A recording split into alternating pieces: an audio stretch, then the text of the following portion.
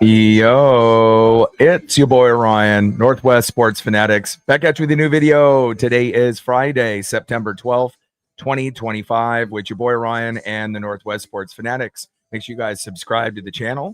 Smash that like button either now or on your way out. Donate to your boy if you can. Cash App $ORION NWSF or the YouTube Super Chat right here. We got the Los Angeles Angels versus the Seattle Mariners. First pitch is going to be here in roughly 5 minutes. So let's cue up the music, take a look at the thumb, and let's get into the starting lineups. Happy Friday, everyone.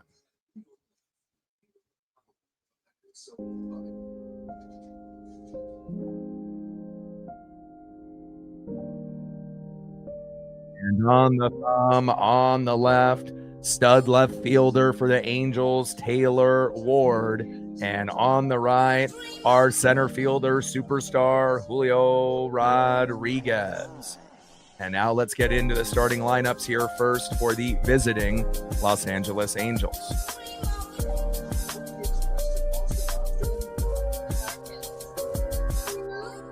Leading off for the Angels, DHing tonight, the future first ballot Hall of Famer, Mike Trout. Batting second, playing right field, the former Mariner and Dodger, Chris Taylor. Batting third, playing third base for the Angels, Yoan Moncada. Batting cleanup, batting fourth, left fielder, Taylor Ward. Batting fifth, playing second base for Los Angeles, Luis Rengifo. Batting sixth, playing shortstop, Oswald Peraza. Batting seventh, playing first base for the Angels, Logan Davidson. Batting eighth, catching today for the Angels, Sebastian Rivero. And batting ninth, playing center field, Bryce Teodosio. And on the mound for the Angels with a 6-11 record, an ERA of 4.18, it is Yusei Kikuchi.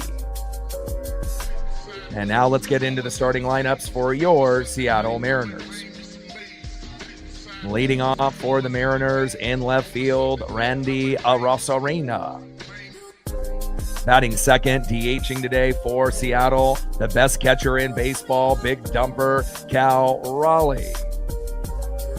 Batting third, playing center field, Julio Rodriguez. Batting cleanup, batting fourth, third baseman, good vibes only, Eugenio Suarez. Batting fifth, playing second base, Jorge Polanco. Batting sixth, catching today for Seattle, Mitch Garver. Batting seventh, playing right field, Victor Robles. Batting eighth, playing first base, Luke Raley. And batting ninth, playing shortstop, J.P. Crawford. And on the mound, with a 9-8 record, an ERA of 3.85, it is La Piedra Luis Castillo. And we're going to be shooting for 100 likes, 100 on the Dono train, and 5 to 15 subs. And if we hit that, we'll go to our secondary goals. National global broadcast here on Apple TV Plus. They got the sweetest 4K cameras out of any network, and I know not everyone has access to it, but I'm gonna call the game. And again, if you end up having it, it's not going to be on Root Sports. Obviously, you'll be able to find it on some streaming links, I assume. But I hope everyone is settled in. This is definitely going to be a winnable game. The Angels have had a lot of injuries as of late. Joe Adell, Zach Neto, Anthony Rendon, Logan O'Hoppe, and Nolan Shanoel. So again, they didn't even release the Angels lineup until like 15 minutes ago. So they had to make some last minute changes. And yes, Josh Naylor is not in the lineup. And again, it's not maybe our strongest lineup, 1 through 9. Leo Rivas isn't in there either, but I do think that we will be able to win this game. And again, we've won 6 in a row, 2 with the Braves, right? 3 with the sweep with the Cardinals, and we won game number 1. And again, I know how hard it is to sweep a team as good as this, but again, that's what we need to be shooting for. We need to try to win game number 2, and then game 3 and 4 on Saturday and Sunday, which I'm going to be doing a doubleheader. I'll be doing the Ducks at 9 a.m. versus Northwestern for college football, the Mariners in the evening versus the Angels in game number 3, and then as long as my voice is there, we'll be doing game number 4 in the afternoon on Sunday, the last game in the set, and then back-to-back, I'm going to do Sunday Night Football for Michael Penix Jr. and J.J. McCarthy, a rematch of the Natty of those Huskies and Michigan Wolverines, Vikings and Falcons.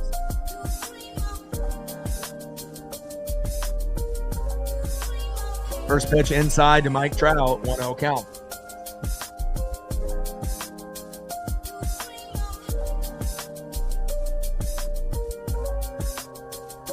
One-0 pitch, high and away. 2 balls and no strikes from Luis Castillo to Mike Trout.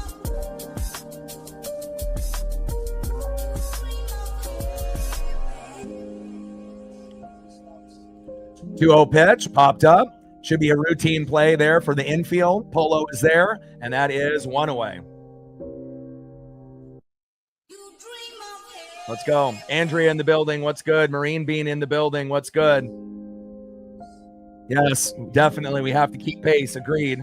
And yeah, it's definitely been a wacky season and a kind of a wacky team. But again, we're getting hot at the right time. Chris in the building. What's good? Let's go Mariners. Wrench in the building. What's good? Vintage in the building. What's good? Ray in the building. What's good? First pitch to Chris Taylor, the former Mariner. Big swing and a miss. 0-1 count. We definitely need La Piedra to be good. 3 runs or less given up, and the magic number for the Mariners will be 5 runs, 7 to 10 hits. If we can hit that number, we should be able to be competing or winning late in the matchup. 0-1 pitch. Pitches inside, but gets the strike call. Should have been called ball, but they gave him the strike. We'll see if the expanded strike zone will be a factor for both teams here today. No balls and 2 strikes to Chris Taylor. 0-2 pitch, high and away. 1 ball and 2 strikes to Chris Taylor. And I'm going to be honest, I'm actually surprised I have a voice because normally games are about 2 hours and 30 minutes. And every once in a while, you'll get a 3-hour game. But to have back-to-back 4-hour games definitely took a toll on my voice, but should be good. A little slow dribbler. Gino to Luke Rayleigh, and got him. There we go. But then I'm going to have to prepare my voice, obviously, for not only tonight, but I'm going to be doing 2 streams tomorrow and 2 on Sunday. So, pray for my voice. I should be good to go, though. Wrench with a tour. First dono to the channel. I appreciate that. Stacks. Rax with a little Cactus Jack. Bang, bang. Thank you so much for your support. $2 holla on the dono train.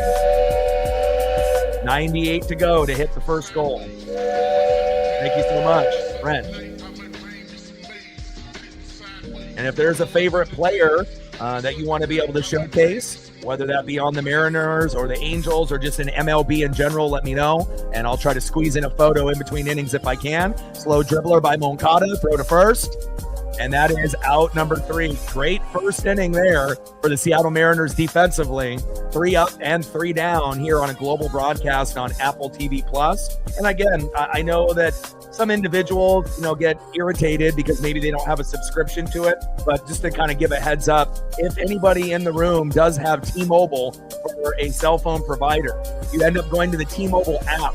And once you're on the app, depending on what plan you have, you can get Apple TV Plus for free, Netflix for free, and Hulu for free. And I take advantage of all 3 of those, and that's how I'm able to be watching the game. And again, the one thing about Apple TV Plus that they have that no other network has, ESPN, Fox Sports, even Root Sports, is that they have 4K cameras throughout the whole broadcast. So if you don't even have to have a 4K TV to have the 4K broadcast. So obviously if you have a 4K TV, it's going to look like 8K. But if you have like a normal standard HD TV, it definitely looks enhanced. And it's the best cameras that you're going to get for a game all season long. And that's the one plus for Apple TV Plus with those cameras. All day in the building. What's good? Randy in the building. What's good? Yeah, and again, career 300 hitter against the Seattle Mariners. He homered yesterday, which I kind of figured would happen. And, even though that was his first homer since like August 6th, Trout is one of those guys. He may not be in his prime. He may not be a center fielder anymore. He kind of transitions into the DH role like Aaron Judge, who usually plays right field or DH. And, starting off at center field, get older, you have to kind of adjust. But with that being said, Mike Trout is still a guy that it feels like could hit 20, 25, 30 home runs, pretty much until he's done. He's still that talented of a player. And yeah, he's slowed down a little bit, but Father Time, is undefeated. But still, Trout, in my opinion, when he's playing, he's still going to be a threat in the box. It's not going to be a guy that you're going to strike out and have him go 0 for 5. Now, will he go 0 for 4 or 0 for 5 once in a while? Yes, just like any human being in MLB will. But again, he does have the Mariners' numbers over the years, and hopefully it's a competitive matchup for you tonight with us here, Randy. Ben in the building, what's good? Cal Raleigh homer, that would be nice. He's definitely overdue. Tyler, I agree. Leading off for the Mariners in left field, Randy Arozarena. On deck is big dumper Cal Raleigh. And batting third, Julio Rodriguez. First pitch is high and away with a four-seam fastball by Yusei Kikuchi. 95 miles an hour, 1-0 count. Yeah, with the a certain amount of games that are obviously left at this point, we have to try to be able to, sweep the Angels, which is going to be definitely difficult like it was, with the Cardinals. But if we're able to do that, right, we would only need to go 8-4 the rest of the way. And again, we got the Royals and the Astros on the road, Rockies and Dodgers at home. Pitch is inside, 2 balls and no strikes to Randy Arozarena. 2-0 pitch, big swing and a miss, low and at the knees. 2 balls and 1 strike to Randy Arozarena. Come on, Randy. Set the tone early. And Randy pops up. Should be a routine play here for the outfield. And shallow right field, the catch is made, and that is 1 away. Nice job by Chris Taylor with that catch. Next up for Yusei Kikuchi, the best catcher in baseball, looking for home run number 54 to tie Mickey Mantle for the most home runs out of a switch hitter of all time. You know who he is. He's got the best nickname in MLB. It's the big dumper, Cal Raleigh. Sarah in the building with a 5. Appreciate you. First pitch to big dumper. Big swing and a miss. 0-1 count. Sarah with a 5. Thank you so much. Stacks. Racks with a little cactus jack. Bang, bang. We're at 7 on the Dono train. 93 to go. 0-1 pitch. Big swing and a miss. Behind in the count now, no balls and 2 strikes to the big dumper, Cal Raleigh. And since Kikuchi obviously is a lefty, for anyone that isn't watching or doesn't know, obviously that means that we're going to have to go with a heavy righty lineup. So not as strong as a hitter from that side, but obviously Cal can still, dump the homers, from the right-hand side. 0-2 pitch, high and away. Good eye by big dumper. Changed up 86 miles an hour. 1 ball and 2 strikes to big dumper Cal Raleigh. He can still mash it from the right side, though. Don't get it twisted.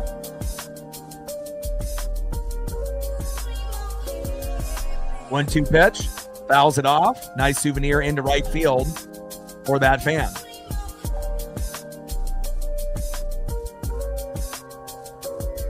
Yeah, I saw that, and it definitely shows you that TKO, and again, we know that Vince McMahon is not a good human being, right? As Cal has a slow dribbler towards third base, a throw to first, and that is 2 away. And we know that Vince, wasn't a good human being. There was a lot of malpractice and a lot of, questionable things that were going on, right? But again, he did have his principles, not being, having the ads on the chairs and the tables and the ladders. There were certain things that were sacred to him. And that might be the only thing that we can say that's kind of good about him. But for them to do Saudi Arabia and to do WrestleMania there, definitely selling out. And again, it's all about money now, unfortunately. Slow dribbler by Julio, throw to first, and that is out number 3. And that is 3 up and 3 down for the Angels and the Mariners in the first inning. Let's go to the top of the second on a global podcast here on Apple TV Plus. But again, they brought out, Liv and Seth and, Undertaker and all these people with Triple H and the Saudi princes. And again, if you ended up looking at the comment section, it was pretty much everyone you guys sold out. And again, if it was, in Canada, if it was in Europe, I think it would have been a little bit more accepting. But we know how much money that the Saudis have out there and their fans. There's no, getting around that. But WrestleMania is sacred for us, obviously, here in America. And again, we expect to have WrestleMania, SummerSlam, Royal Rumble, for the most part, the big ones here. And then if you want to do some of the little ones, in Canada, in Europe, in Saudi Arabia, fine. You want to do Money in the Bank in Saudi Arabia, fine. You want to make up a pay-per-view PLE over there, fine. But again, the vibes won't be, obviously as high, and people watching from home, we're still going to watch, but a little disappointing. And again, a lot of those fans that made it like a tradition of going to WrestleMania now, unless they're super rich, are going to have to fly to Saudi Arabia to watch WrestleMania. And I saw that as well. Let's get there, baby.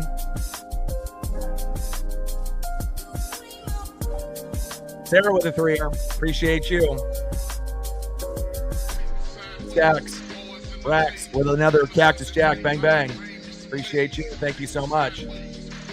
Another $3 on the No Train. Reflect participating. $3 holla for Reflect as well. Appreciate you.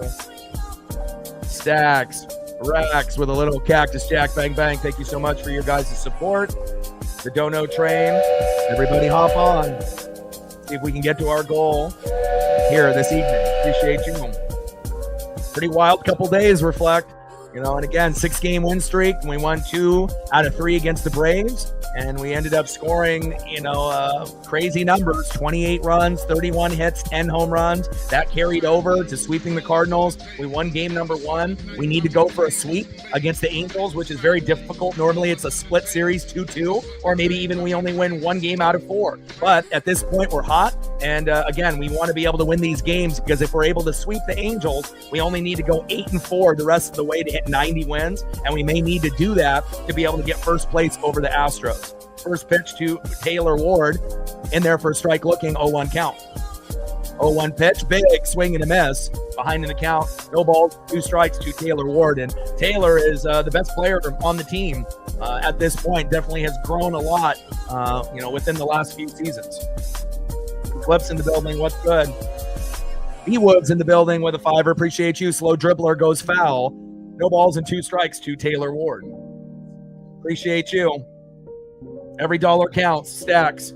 Racks with a little Cactus Jack. Bang, bang. Thank you so much. Another $5 holla on the Dono Train. Appreciate you very, very much. Dave in the building. And I did see late, and I apologize, I didn't acknowledge it until I saw it late last night, that you ended up making a $12, $13 donation yesterday. Appreciate you. Wanted to make sure I shouted you out today. And here you are again, showing the love with $6.99 from Canada representing. And I appreciate that very much. Another $6.99 on the Dono Train. And down goes Taylor Ward. And that is 1 away. Thank you so much. Appreciate you guys. A lot of hard work. I didn't know if I was going to have a voice today, but Venmo is in the ticker. I ended up adding it down there. So I know there was a few people asking. So it's @ and then my first name - my last name. And then you can also do the YouTube super chat, or you can do Cash App. So those are the 3 typical ways that people will end up doing it. Again, there's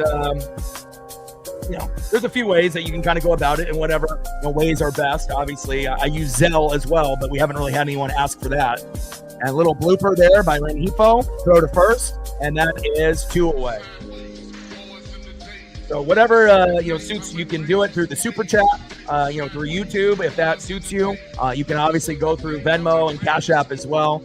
And then again, if we have to go down a path of Zelle, we could always go down there. But I think those 3 will probably be all right. So appreciate you, Dave. University of YouTube, appreciate that. No problem. And slow dribbler right up the middle by Peraza. throw to first, and a very clean 3 up and 3 down inning here for the Mariners in the first 2 innings. Let's see if we can get on the board here early. Global broadcast here on Apple TV Plus, and I'm really digging the 4K cameras. And again, I understand not everyone has access to Apple TV Plus, but guess what? You might. If you have T-Mobile and you have a T-Mobile app and you pull it up, depending on your plan, you can get Apple TV Plus free. You can get Hulu free, Netflix free, even if it's the one with the ads. Hell, I'll take that. And I actually use all 3 of those services. And to be able to save money, with all of the different apps that are, going around, just having T-Mobile alone definitely helps. And if you sign up at the beginning with the T-Mobile app, you can get MLB extra innings. But again, with MLB, usually the Mariner games are blacked out. So usually I watch them on Root Sport anyways. But another perk, depending on what team you root for, you may have access to something like that as well. Let's go to the bottom of the 2nd inning and see who we have up next here for the Seattle Mariners.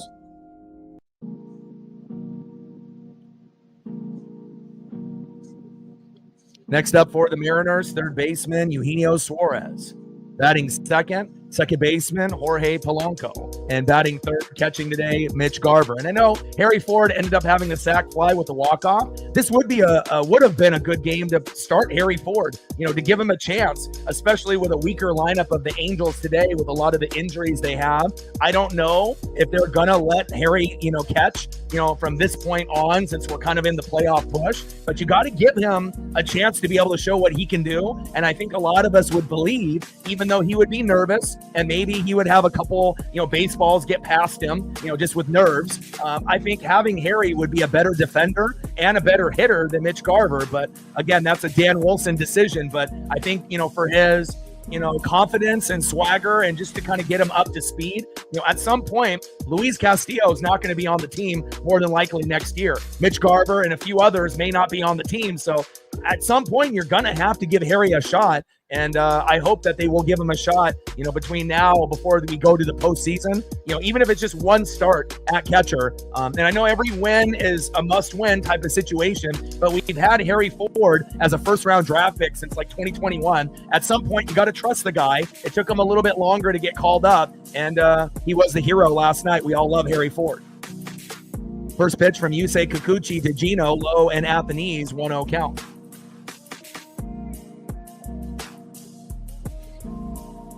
Yes, it did go through so much. Thank you so much. And University of YouTube, thank you, man.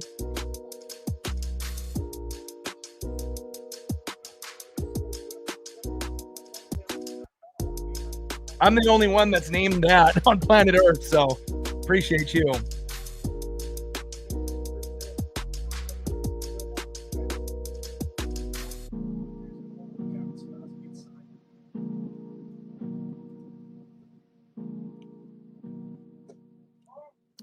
One pitch, high and inside. 2 balls and 1 strike to Eugenio Suarez. And University of YouTube throwing it down. $40 dono through the Venmo. Thank you so much, man. First dono to the channel, unless you had a different username. Stacks, racks with a little cactus jack. Bang, bang. I appreciate it, man. Every dollar counts, and I appreciate it very, very much. Another $40 on the dono train. And again, I am your number 1 source for Seattle Mariner coverage on YouTube moving forward, not only this year, but every year until I stop breathing. Pitch fouled off. 2 balls and 2 strikes from Kikuchi to Gino.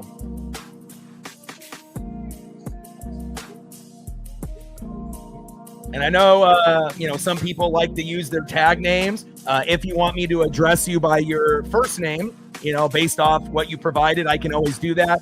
If you want to keep it private, we can do that as well. Obviously, we know some people want to keep their names private and they have their tag names on YouTube and whatnot. So you let me know. And again, I'll just keep it University of YouTube for now, unless you say otherwise. But I do appreciate you very much.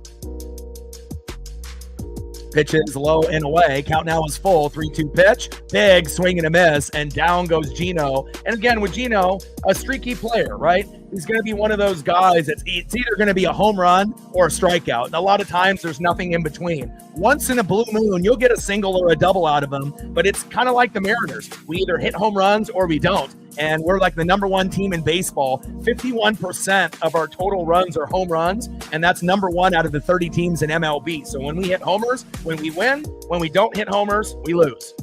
Next up is Jorge Polanco.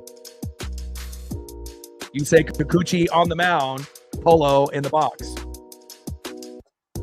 First pitch is low and at the knees. Four-seam fastball, 95 miles an hour by Kikuchi, 1-0 count.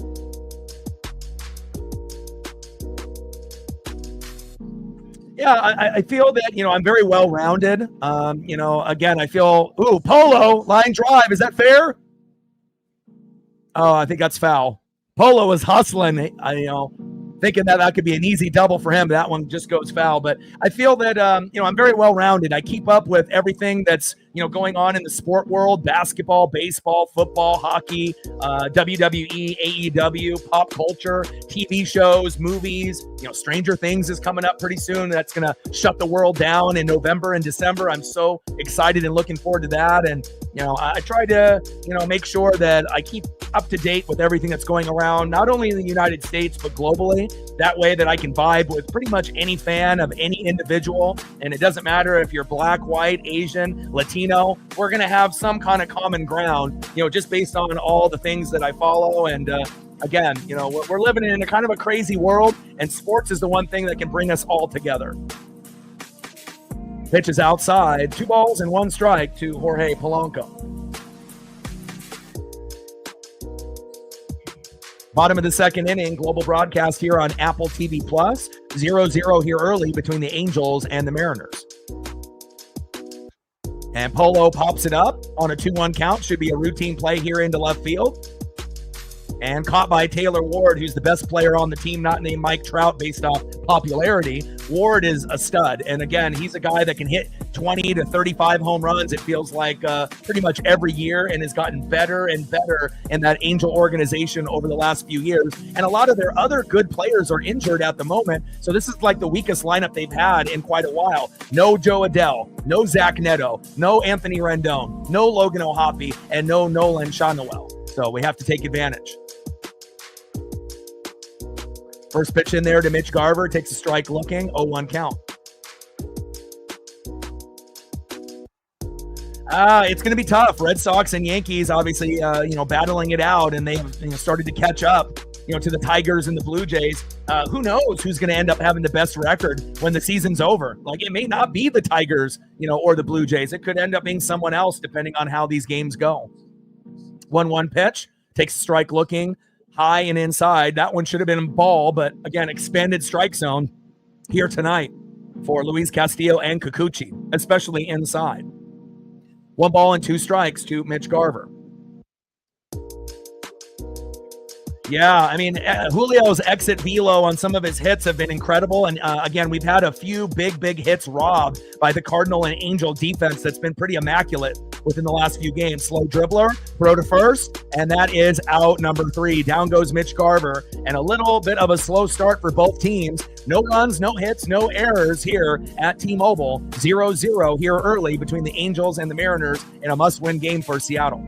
Now let's see who's up next here for the Los Angeles Angels.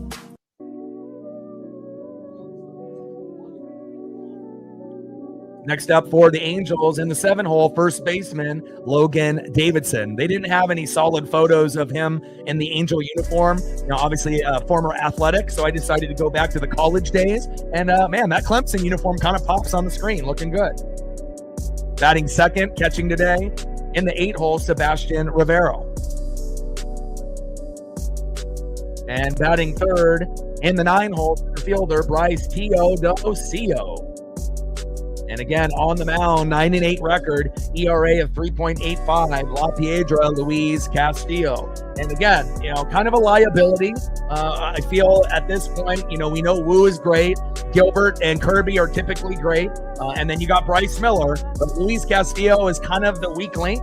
And you would have to assume that he won't be on the team next year. And then we can call up Cade Anderson, and Cade could be the 5 to start off, kind of like Brian Wu did early on. And it'll finally give us a lefty in the starting lineup. And that's going to pay dividends, so that way we don't have 5 righties across the board. And I can't wait for that. And also Durangelo looking pretty nice and obviously the farm system, the guy that can pitch lefty or righty. And at some point, he'll be a starter, and he'll probably have to compete with Bryce Miller and Cade for those last spots. But at some point, you would have to assume it's going to be, Brian Wu, Logan Gilbert, George Kirby, Gerangelo, and Cade, and maybe Bryce will be the guy on the outside looking in at some point. But again, it'll be Bryce's job until, that individual gets up to that level. But that may take a few years, and who knows, down the road, Bryce may or may not be on the team at that point. But definitely exciting to be able to see the farm doing well. Top of the third inning, 0-0 here between the Angels and the Mariners. No problem. Anytime. It's always good to be able to have, someone that's going to be consistent, on the social media scene. And, and sometimes you end up building good, fans that turn into friends, that turn into family. And then you end up having kind of, it may not be blood related, but we end up having a strong bond with a lot of us that have been tight for years. So appreciate you guys. And I appreciate you, Sarah. First pitch to Logan Davidson, takes a big swing and a miss, 0-1 count. Michael in the building, what's good? Hopefully this game won't go 4 hours and people will be able to go to bed before 2 a.m. And again, back-to-back 4-hour streams for me, which wasn't ideal, but winning in extras in 13 and 12 felt very nice. 0-1 pitch, big swing and a miss by Davidson. Castillo looking pretty good here early on. No balls and 2 strikes to Davidson. And again, when we see our pitchers, Wu, Gilbert, Kirby, Miller, Castillo being off, then the score is already like 3-0 the other team. And right now we're at 0-0. So that's pretty good, as far as Luis Castillo, considering he's a 500 pitcher, only a 9-8 record. Big swing and a miss, and Castillo is on. Nice job by Luis. Bringing the electricity here early against a weaker Angel lineup. I see you, Luis. Where has this been lately? I don't know, but we'll take it. Nice job. That is 1 away. Next up, catcher Sebastian Rivero.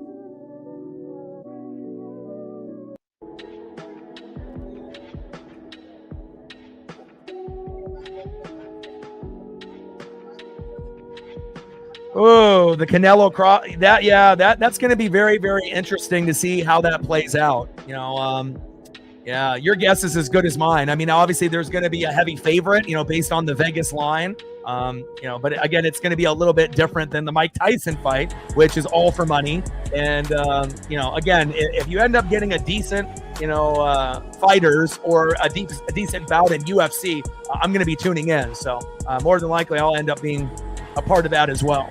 0-2 pitch, fouled off. There by Rivero. No balls and 2 strikes from Castillo to Rivero.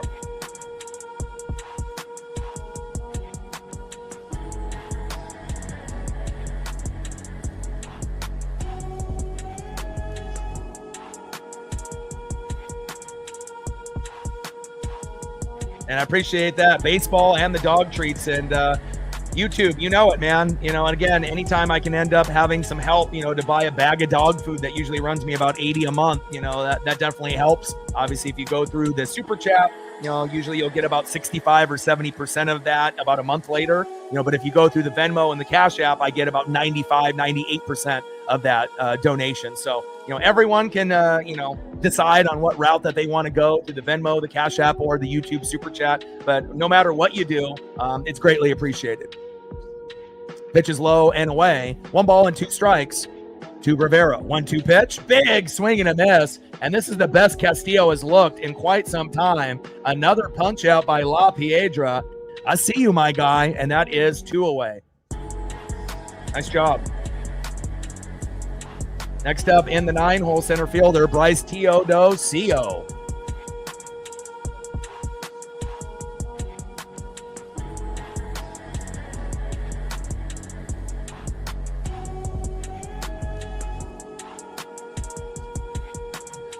First pitch to Teodosio. Big swing and a miss, high and inside. 0-1 count. 216 average, 0 homers, 4 ribbies for Teodosio. Check swing, does he go? Yes, he does. Nice call there by the first base ump. Behind in the count now, 0-2 for Teodosio.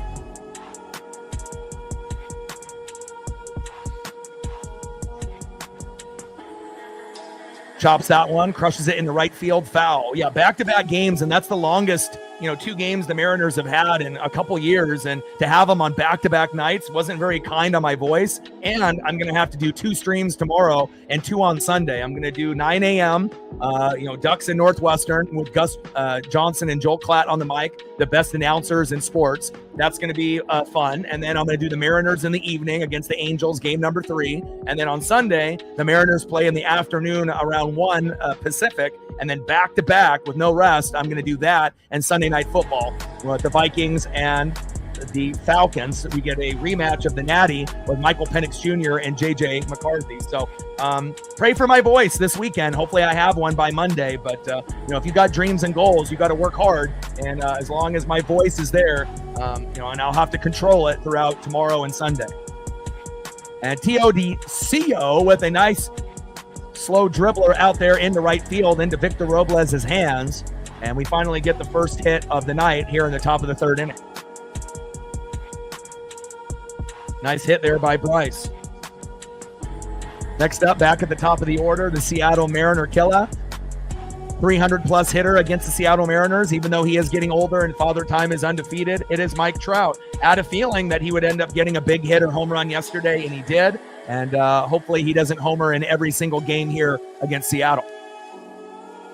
235 average, 21 home runs, 58 ribbies. That was the first home run from Trout since August 6th. But again, he knows the Mariners better than probably anybody in the division since he's been there for this long extended period of time. First pitch takes a strike looking high and away, 0-1 count. Yeah, we're definitely getting a lot of calls that are 1 to 3 inches off the plate inside that are calling strike, but at least the ump is doing it for both teams and it's not lopsided for one team or the other. I can take bad calls if they're both, not when they're only catering to one team. Pitch is high and inside, 1 ball and 1 strike to Mike Trout. Throw to first, TODCO slides back in there with Luke Raley filling in for Josh Naylor today.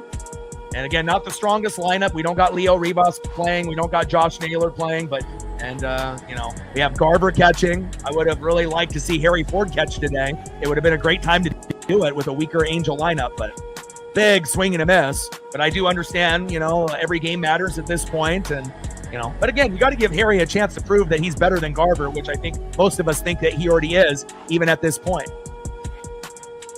1 ball and 2 strikes to Mike Trout.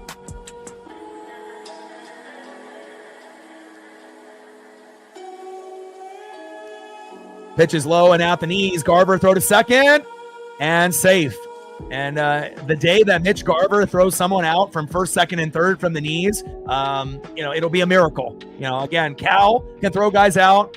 Mitch, it almost feels like never can throw a guy out. And obviously the, jump was great. And obviously you have to have a good throw and you have to have a good tag. But, Mitch Garver is not the greatest defensive catcher, let alone offensive player in the box. But, it is what it is.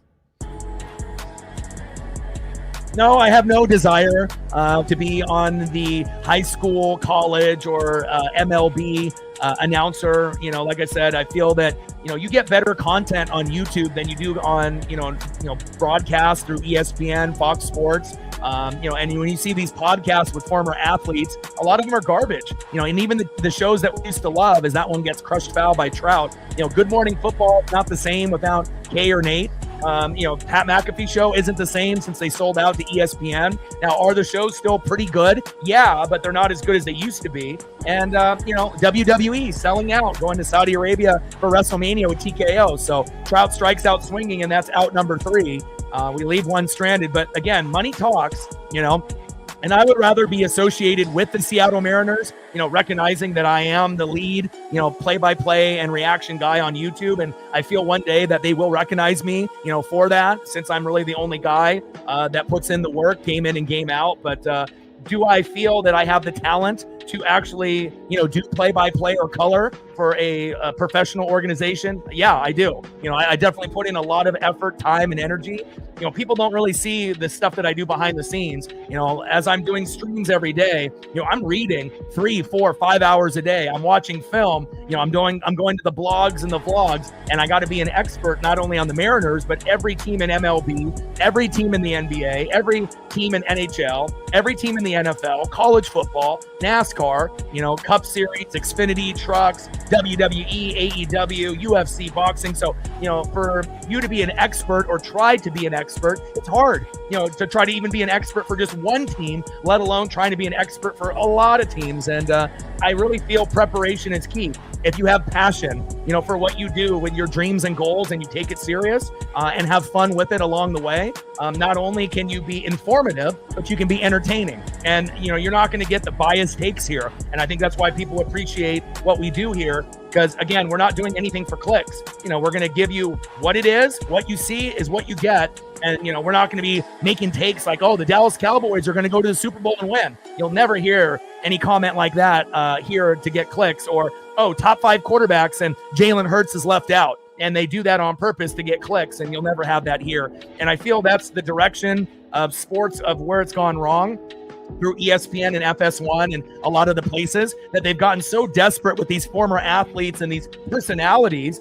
They're not even being honest with themselves. The takes are horrible, and they're just trying to get people to engage in a terrible take because they know it's so terrible that someone has to comment. And then that's when they hook, line, and sinker, they got you. Of course they left Jalen Hurts out of the top 5. They know he's a top 5 quarterback, but they left him out so that way that you'll complain, and that's how they get you. And if you're smarter than the system, then you'll realize that there's no point watching those shows, and you'll have more fun, and you'll be more educated and more informed if you watch channels like this and others on YouTube. And I know that you guys that are on YouTube on a daily would agree, you're going to get better content here than you typically are on TV or on podcasts. That's the reality. People on YouTube right now are more talented than former athletes and personalities that are on TV. That's just the truth. We actually work harder. We don't take shortcuts. People on TV watch people on YouTube and steal their content because they're too lazy to do the work on their own. Facts. First pitch from Kikuchi to Robles, takes a strike looking, low and at the knees, 0-1 count.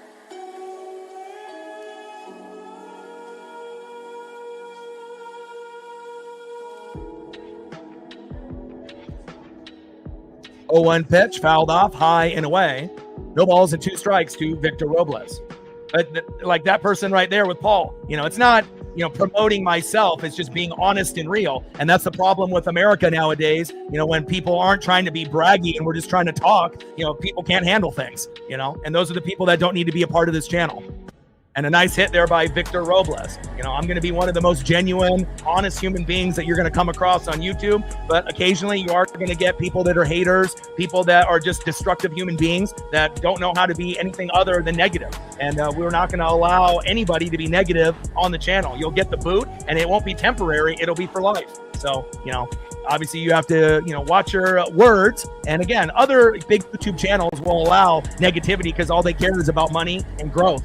But here I want to make sure that we have a, positive chat. And if that means I have to lose people, for donos, if they're negative, I'm okay with that. We want to make sure we have a good family here. Next up is Luke Rayleigh. Here's another one. The negative people will weed themselves out very easily. And Victor Robles tries to steal second, and he is out.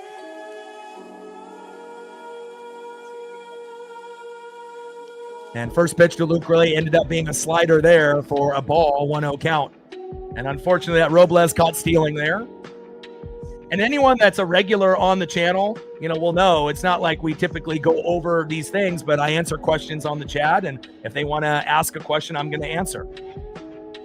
I'm not a fucking robot. I'm not AI, where you're just going to get an AI broadcast and they're not going to have any interaction with the fans. We're going to interact. So 1-0 pitch, big swing and a miss, low and away. 1 ball and 1 strike to Luke Rayleigh. Pitch is low and at the knees, into the dirt. 2 balls and 1 strike to Luke Rayleigh. You don't talk about politics here, Toby. So I am very informed on everything that goes on in the United States and globally. So we don't talk politics here whatsoever. Mountain Man in the building. What's good? Big swing and a miss. 2 balls and 2 strikes to Luke Rayleigh. I mean, that's one thing that, most channels share. Politics are a no-no. You bring it up, you're going to get the boot. And that's just how it goes. Doesn't matter if you're a Democrat, Republican, or what side you're on. We're talking sports. And that's what brings us together. That doesn't separate us like those type of things. Little slow dribbler, throw to first. And down goes Luke Rayleigh, and that is 2 away.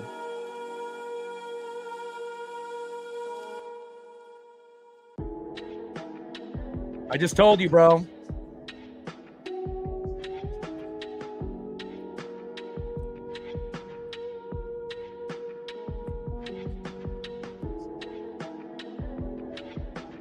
I appreciate that. YouTube holding it down. Thank you for the heads up. University with another big dono to the channel. And again, jealousy is a motherfucker, for people. Do you think that, a lot of these successful people, made it overnight? No, it's a lot of hard work and blood, sweat, and tears, And a lot of people want to cut corners, to be able to make their dreams come true, and it doesn't work that way. Takes a strike there inside. 1 ball and 1 strike to JP Crawford.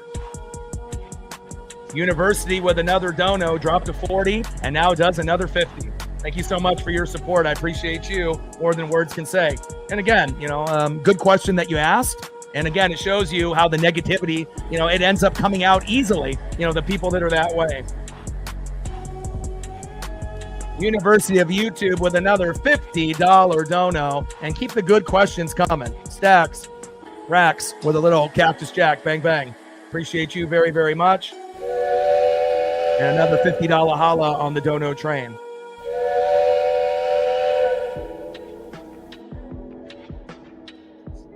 Pitch fouled off with that sinker inside. 1 ball and 2 strikes to JP Crawford. Plus, when you end up watching a stream, through any network or, any network that actually has good people, there's going to be things that are talked about. It's not going to just be balls and strikes throughout the whole game.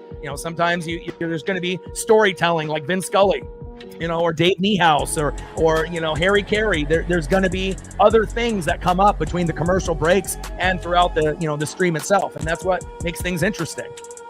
We're not just one-dimensional here. Pitch is low and away. 2 balls and 2 strikes to JP Crawford.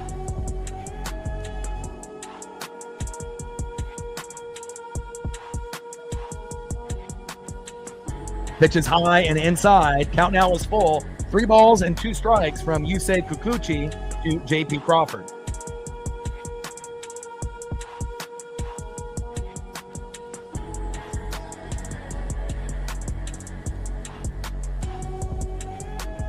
JP fouls that one off, and that one goes into the crowd. Great souvenir for fans out there.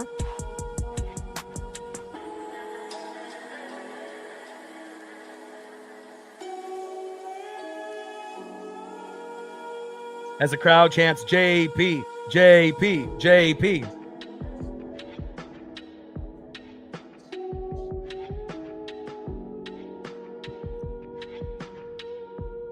And big swing and a miss, and down goes JP Crawford, and that is the end of the 3rd inning. Plus, also, too, when you end up having a game that's a little bit slower like this, it doesn't have to be just balls and strikes. Some people are so serious. Like, again, it's not like the game is, 5-5 right now and we're in the bottom of the 9th and all of a sudden we're going off topic. Like, you can actually talk about other things, especially when the game is 0-0 and we've only had 1 hit apiece. But again, the negative people will weed themselves out. We'll give them the boot. And then the positive people in the room, you're going to be a part of the family, and we'll grow together in this crazy world that we live in 2025 and beyond. Let's go to the top of the 4th inning. 0-0 Angels and Mariners. Let's see who's up next here for Los Angeles.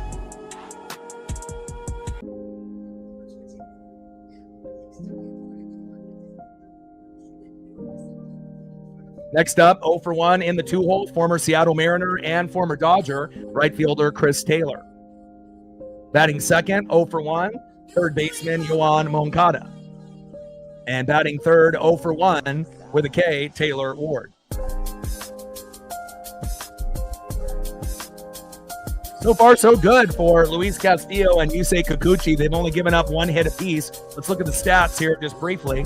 So Kikuchi, 3 innings pitched, 1 hit, no earned runs, no walks, 2 Ks, 41 pitches, 27 strikes with a 4.10 ERA. And let's take a look at La Piedra on the opposite side, Luis Castillo. 3 innings pitched, 1 hit, no earned runs, no walks, 4 Ks, 39 pitches, 28 strikes with a 3.78 ERA. So pretty even, so far. And obviously we know the bats will come alive at some point.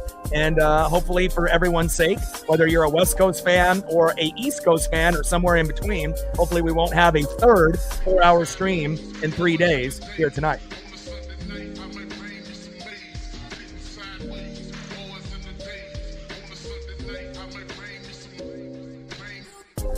Yeah, definitely a pitcher's duel.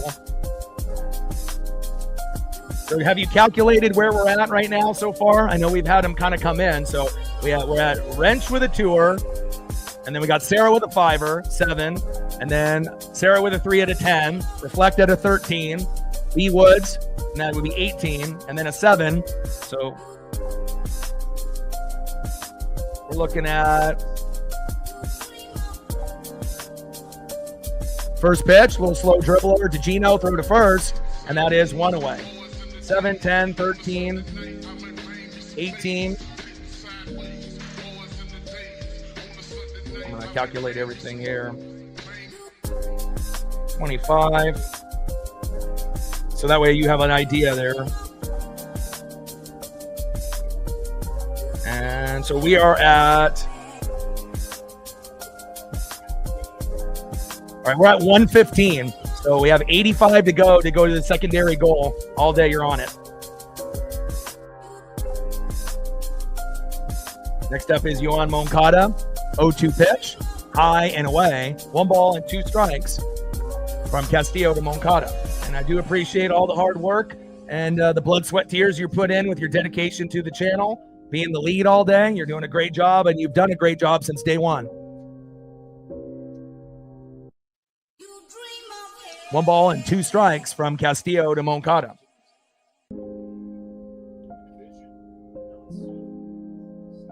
Top of the 4th inning, 0-0, Angels and Mariners.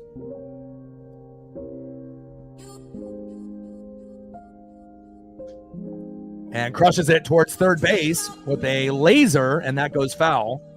Oh my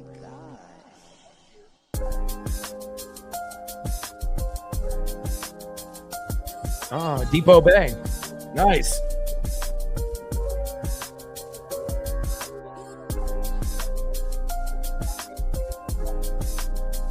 Slow dribbler towards first base, foul. I don't do any gambling for sports gambling or casinos and whatnot, but I do like Lincoln City a lot. Anywhere that's on the coastline and at the beach. Obviously Oregon is always you see the water, you feel the energy in the vibes, and it definitely re-energizes you and refreshes you, especially in this crazy world that we live in. But I haven't been in quite some time, but I hope to take Paisley sometime in the near future. With a busy, demanding schedule of baseball, football, NFL, college football, I'm working pretty much every day throughout the year. So with maybe a day off a month, maybe, or maybe 2 days a month, maybe. Pitch is low and away. Count in was full. 3 balls and 2 strikes from Castillo to Moncada. Yeah, and the thing about Lincoln City is Moncada gets walked here, pitch inside. I like it because it's like, once you end up coming in from like the city, it's the first kind of town that you hit. So then when you want to leave, you get back, pretty quick. It's only like an hour and a half drive. And, instead of going a little bit deeper, to like Seaside or Newport, where it takes a little bit time to come home, it's a little bit faster. It's like as soon as you leave Lincoln City, boom, you're already kind of on the freeway, seeing the trees and the nature. And then you're already, before you know it, passing Dairy Queen and a few other places, and you're almost home. First pitch to Taylor Ward, low and away, 1-0 count. Taylor Ward in the box, Luis Castillo on the mound.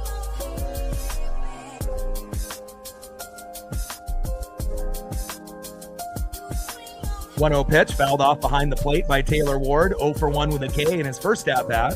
And so far, so good here for Luis Castillo, because let's be real, we've seen the starters for the pitching staff kind of be the weakest link for the most part in the second half of the season. Bullpen has gotten really good. Defense is immaculate. It's been superb. Hitting has been pretty consistent. Every once in a while we'll have a dud, but who doesn't? Everyone's human. But starting pitching has definitely been streaky, but it seems like they're starting to kind of get locked in when it matters the most here late in the season with the playoff push for the Mariners, trying to go on a deep run, win the AL West, go to the ALDS, ALCS, and potentially the World Series. Why not us? Takes a strike, looking low and at the knees. 1 ball and 2 strikes from Castillo to Ward. 1-2 pitch, low and away, almost gets away from Mitch Garver. Good stop there by Mitch, not known as the best defensive catcher out there. 2 balls and 2 strikes here in the top of the 4th with a runner at first and 1 out. We're still knotted up at 0. A pitcher's duel, so to speak, between Castillo and Kikuchi. 2-2 pitch, big swing and a miss, and down goes Taylor Ward. And that doesn't happen often, ladies and gents. And that is 2 away. Next up is Luis Rengifo. Nice job by Luis Castillo. La Piedra looking really good. For a guy that's probably the weakest link in the starting pitching staff. 9-8 with a 3.85 ERA. But, when he's off, it's like he's given up 3, 4, 5, 6 runs pretty quickly. And it's really hard to come back unless you hit home runs, for the Mariners. City Connects, I feel like we play better in those uniforms, and we're wearing them back to back. And again, if you look good, you feel good, you play good. And I'm not saying that the other uniforms are ugly, but again, I would like the grays to come back. But I feel like sometimes we play our best baseball in these City Connects. They're fresh. I like them. 0-1 pitch. Little dribbler goes towards first base and foul by Rengifo. No balls and 2 strikes with a runner at first and 2 outs. Castillo on the mound, Rengifo in the box.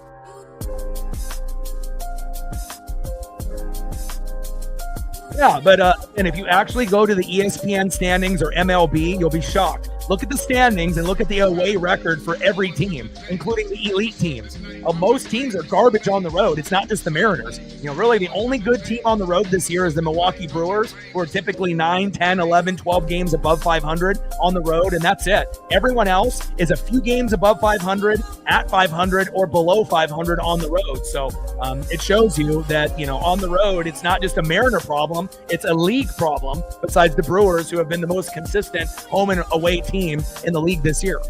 And again, that's why stats and analytics are important. It's easy to shit on the Mariners on the road, but then once you realize it's everyone's problem, not just us, then it's not as bad as people think. Top of the 4th, 0-0, Angels and Mariners. 1-2 pitch inside to Rengifo. 2 balls and 2 strikes to Luis Castillo to Rengifo.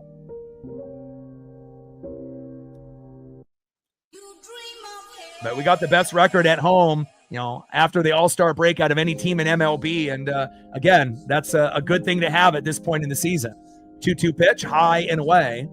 Count now is full. 3 balls and 2 strikes to Rengifo. Come on, Castillo. We don't want you to give up any home runs. Castillo early in the season had a problem of giving up 1 to 3 home runs almost every start. And luckily that has calmed down quite a bit. 3-2 pitch. And a slow dribbler. It sounds like a broken bat. Throw to first. And got him. And that is out number 3. Let's go to the bottom of the 4th in this pitcher's duel. And let's get on the board with a home run. What do you say?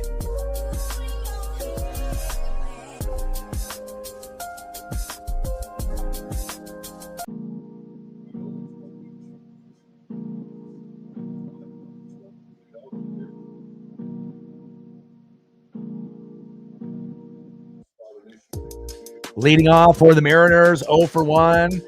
Left fielder, Randy Arozarena. Batting second, 0 for 1. DHing for Seattle. It's the big dumper, Cal Raleigh.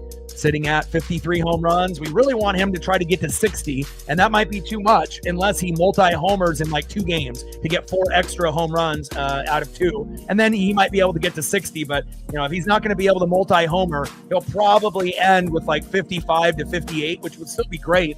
57 obviously is kind of the main number you're looking at to be able to be number 1 over Ken Griffey Jr. But again, hopefully we can get some numbers here out of Big Dumper Cal Raleigh. And batting third, it's always great to have a Jordan to a Pippin, Julio Rodriguez, who's been playing some of the best ball in the second half of the season like he usually does. And out of all the center fielders that are in MLB, I honestly wouldn't want anyone else. I love his defense. Yeah, it sucks that he starts slow, and he does that every single year since he's been a rookie. 2022, 2023, 2024, and 2025. He's not very good in the first half. But if he can ever figure out how to put a full season together, he'll be able to get 40 home runs, 40 stolen bags, and maybe even a 50-50 season before his career is up. But again, to be able to hit, 30 home runs, in a season where you're typically only good in the second half of the season, that's pretty remarkable. And again, to get his best ball at the end is what we want. And at some point, you would assume that Julio will be able to put a full season together and have a magical season sooner than later.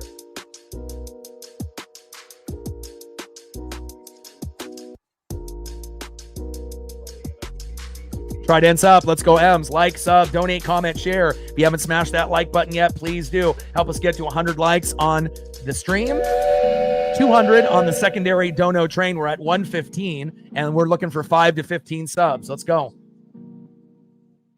And we only needed 19 subs to be able to get to 21,800, and we just hit 21,700 like a day ago. So to be able to be going at that pace is very nice.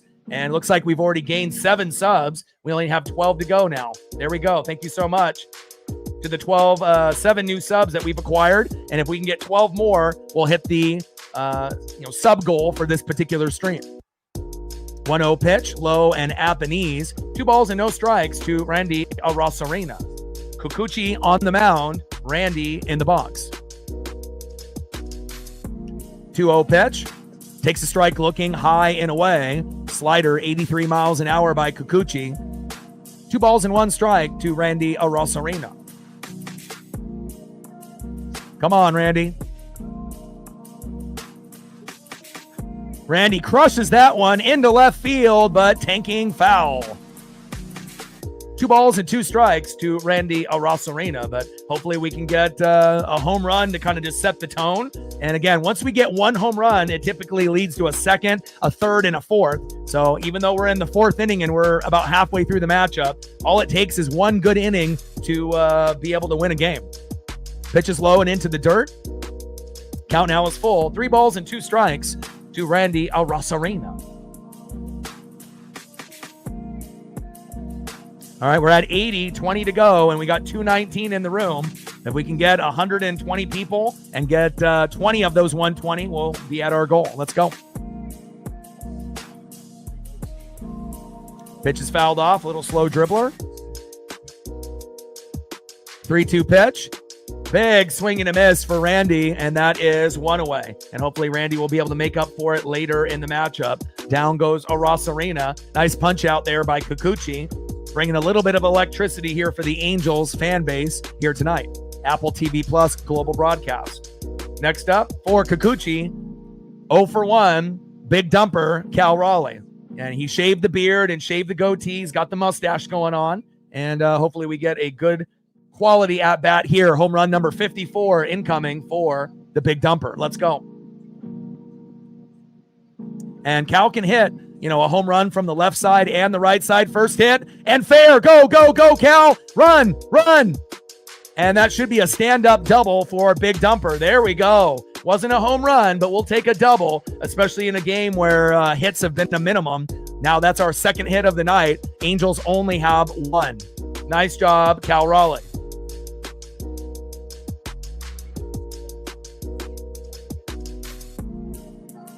Next up, Julio Rodriguez. This would be a great time for a Julio Rodriguez 2-run blast to give us a 2-0 lead. Sports gods, are you paying attention? Make it happen.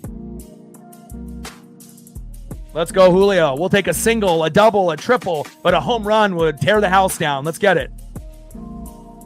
First pitch to Julio. Big swing and a miss. He was going for the moon there. Happy Gilmore golf swing. Big swing and a miss. 0-1 count.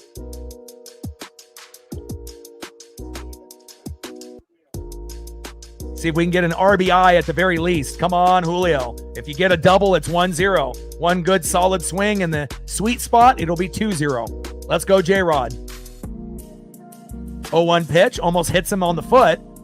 And obviously he got hit in the foot recently. So obviously a little weary there. 1 ball and 1 strike to Julio Rodriguez. And I love the Julio's fashion. You know, he's got the yellow arm sleeve, rocking the yellow cleats, matching up with the blue and yellow ensemble, and obviously with the elbow pad and everything. Julio looking good out there. Some athletes got the fashion part down, and Julio pops it up. Should be a routine play into left field for Taylor Ward, and it is, and that is 2 away. No RBI or home run for Julio, but hopefully we get it at some point in the matchup. 2 away. Next up for the Mariners, a guy that's very streaky. It's either a strikeout or a home run most of the time. It's good vibes only. Eugenio Suarez. Let's go, Gino.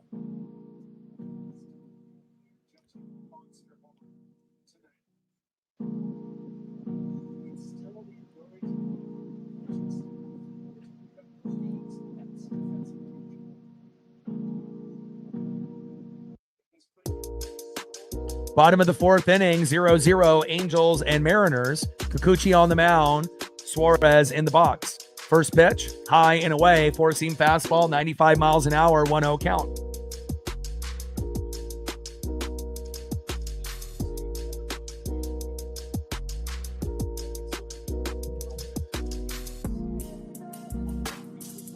We really need to be shooting for 9 wins in a row. We need to try to sweep the Angels, which is harder, it's easier said than done. But, if we do that, we only need to go 8-4 the rest of the way, and we can hit 90 wins. And that's what we need to hit, more than likely to beat the Astros for first place in the AL West and have that momentum. But not easy to go 15-4 in the last 19 games. But if any team can do it, it's us. I mean, we got road trip with the, Royals and the Astros, and I think we can beat them on the road. Even though we suck on the road, I think that those would be teams that we could, play pretty good against at this point. And it's not like we're going to sweep them. We would probably lose some games to the Royals and Astros, but we could win the series, though. Pitches low and at the knees with that curveball by Kikuchi. 3 balls and no strikes to Eugenio Suarez. Be smart here, Gino. Take the walk if it's there. Yeah, I'm just trying to be realistic on, where we could possibly be. And even, sweeping the Cardinals and Angels is kind of crazy to say. But again, we do have the best record at home in MLB. So why not us? We need it. Plus, it would just be cool for the Mariners to win the division. I mean, when's the last time that we've done that, right? It's been a long time. And this is the best team we've had since 2001. So, sometimes you got to be able to shoot for the stars. 3-0 pitch, fouled off. 3 balls and 1 strike from Kikuchi to Suarez. 3-1 pitch, and good eye by Gino, which is rare. And he decides to check swing, but pulls it back, and that is a walk. Now we got runners at first and second. Gino at first, Cal at second, and let's see if we can get a home run or an RBI here next. And we have a mound visit here to try to decide on how they're going to pitch to Jorge Polanco, who's been on like a 9-10 game hit streak and who's been pretty quality lately for the Mariners.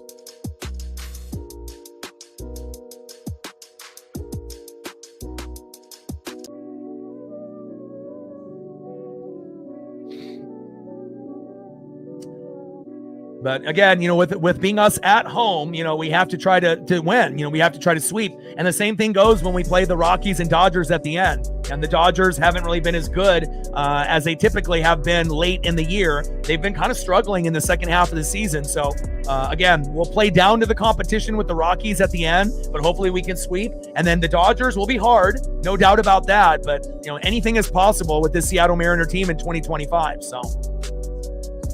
Bottom of the 4th inning, 0-0, Angels and Mariners. Finally, the Mariners are in position to threaten to score. We got runners at first and second with 2 outs. We're a very good 2-out team. We're very good late in games in the 7th, 8th, and 9th. And let's see if Polo can give us a little magic here with an RBI or a home run. First pitch from Kikuchi to Polo, and fouls that one off towards the third base line, 0-1 count.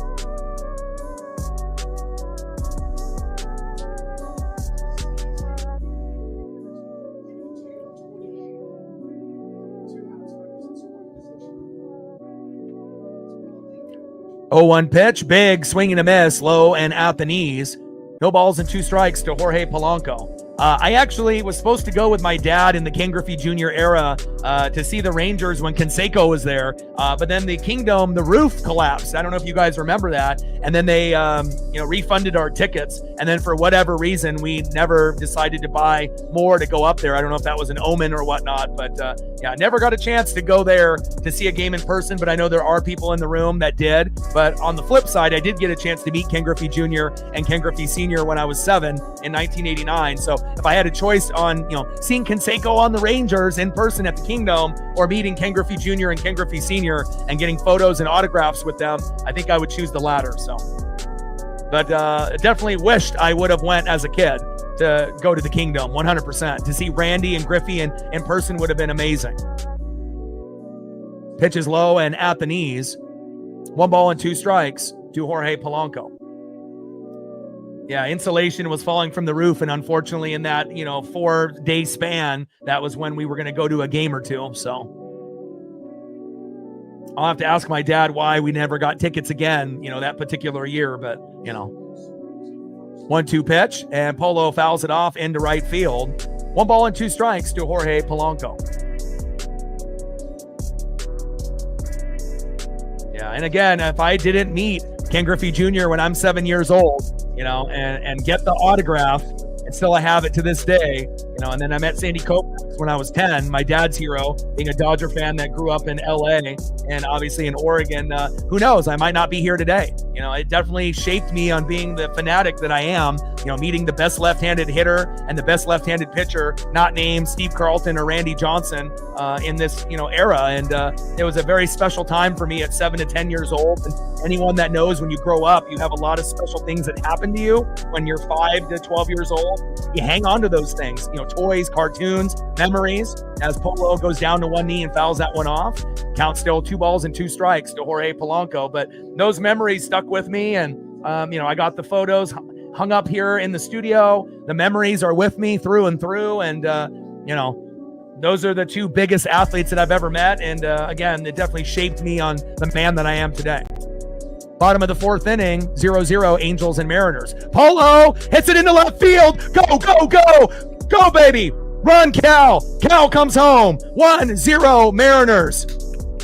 And Gino makes his way to third.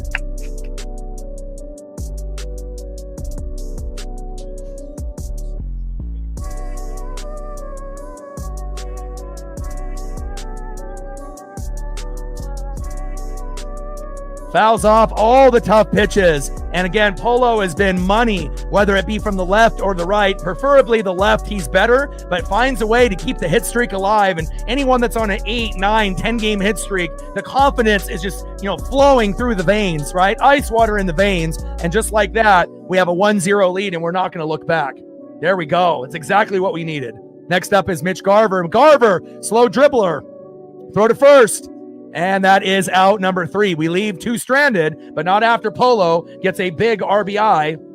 Nice job, Jorge Polanco. 1-0 at the end of the 4th inning.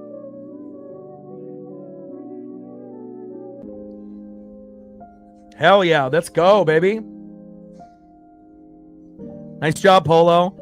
And again, he was terrible last year with Garver, and then he started off hot as one of the best players in MLB, batting 350 to 450, 384 in April with like 9 home runs, and then he kind of hit a wall and then wasn't very good for a while, and thank God he's been able to get hot again. And again, when we end up having our star lineup of Randy, Cal, Julio, Naylor, Gino, Polo, Robles, Rivas, and Crawford. Honestly, I don't know if there's a lineup 1 through 9 that's better than that in baseball. Now, we know the Dodgers, with Mookie Betts, Freddie Freeman, Shohei Ohtani, Teoscar Hernandez. That's sexy. But then if you look deeper in the lineup, there's some holes there. Philly's got a great lineup. I mean, there's a lot of teams that have great lineups, but I think the Mariner lineup this year in 2025, when it includes Robles and Rivas, especially with Naylor in there as well, it's hard to say that there's a lineup better, from 1 through 9, especially when we get pretty good production from Robles, Rivas, and Crawford. You could argue that 7, 8, 9 might be one of the best in MLB when they're on. So let's see what we can do here defensively and see who's up next here in the top of the 5th. Next up, in the top of the 5th inning, 0 for 1, shortstop Oswald Peraza. Batting second, 0 for 1 with a K, first baseman Logan Davidson. And batting third, 0 for 1 with a K, catcher Sebastian Rivera. Try dance up. Let's go, M's.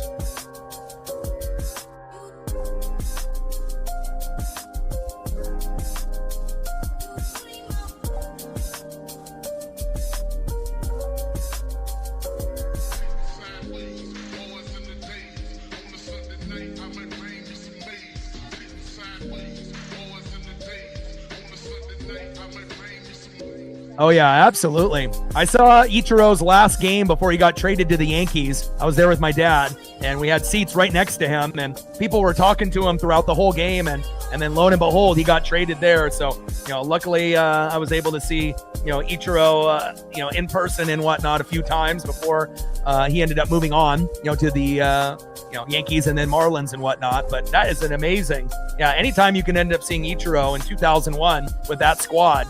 If anyone ever had tickets in 2001, man, salute. What an incredible year. 0-1 pitch, big swing and a miss by Peraza. No balls and 2 strikes from Castillo to Peraza.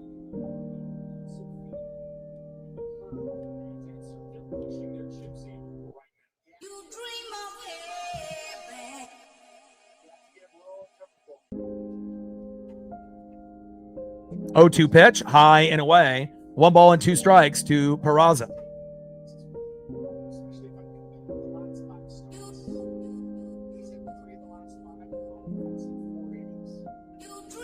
One, 2 pitch, high and away. 2 balls and 2 strikes to Oswald Peraza.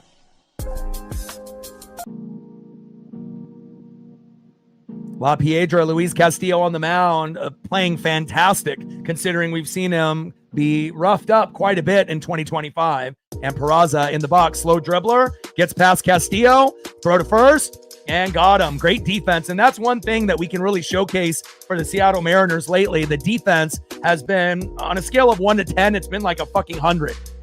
So many amazing plays against the Cardinals and the Angels recently. And throughout the year, a lot of gems, especially when Naylor is at first. He's got the day off today, and we have Luke filling in. But again, defense wins games, defense wins championships, and that also goes for the NFL, as we know. First pitch to Davidson. High and away, 1-0 count. Slider missing, 94 miles an hour, or 84 miles an hour by Luis Castillo. Castillo on the mound. Davidson in the box. Big swing and a miss. Right down the middle. 1 ball and 1 strike from Castillo to Davidson. 1-1 pitch, low and away, off the plate by about 4 feet there. 2 balls and 1 strike from Castillo to Davidson.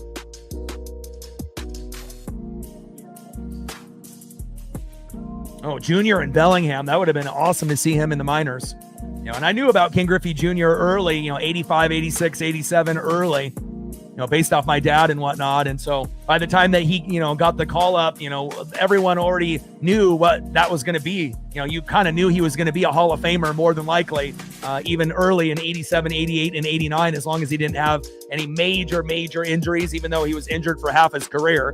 And just imagine if Griffey was healthy for 15 years and only had 5 injured seasons. He probably would have hit 800 home runs and been number 1 and doing it clean on top of that. Little slow dribbler, and Davidson grounds out, and that is 2 away. Another great defensive play by the Seattle Mariners. Next up, catcher in the 8-hole, 0 for 1 with a K, Sebastian Rivera. Impressed with Castillo so far here today in the 5th, putting us at a 1-0 in advantage. Yeah, I mean, he's the biggest liability on the team as far as the starting pitching staff, and this will more than likely be his last year with the team. But, we got Cade and Durangelo waiting in the wings. They're not ready yet, but at some point they will be. And again, for a guy that we brought over, from the Reds in 2022, helped us make the playoffs for the first year in 20 plus years. And every year since then, his numbers have been going down. Analytics, obviously, keep that true. But, every once in a while, he can end up throwing a gem. And I guess that gem is today.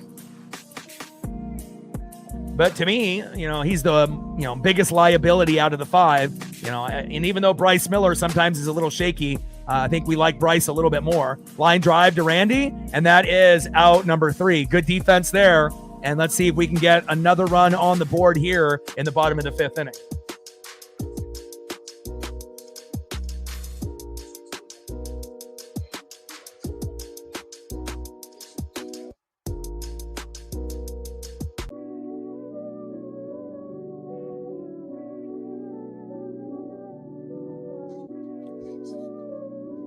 Next up, 1 for 1, Victor Robles.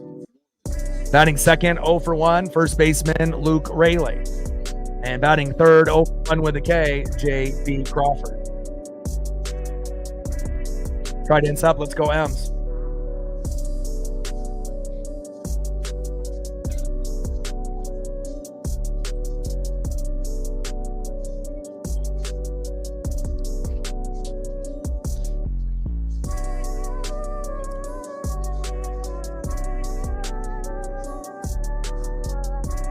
Yeah, and that stat sometimes can be deceptive when we see him get roughed up, but a lot of the times where we have memories of Castillo getting roughed up, it's typically on the road, and everyone on the road's ERA almost doubles when we go on the road, and we're not good on the road, as we know, but obviously at home, that's a good stat to have, and when he is locked in, like Reflect says, he looks really, really good like he is today, and again, hopefully that'll continue, and we know that he's had a home run problem. And luckily, he hasn't given up 1, 2, 3 home runs. Fingers crossed so far, and hopefully he won't.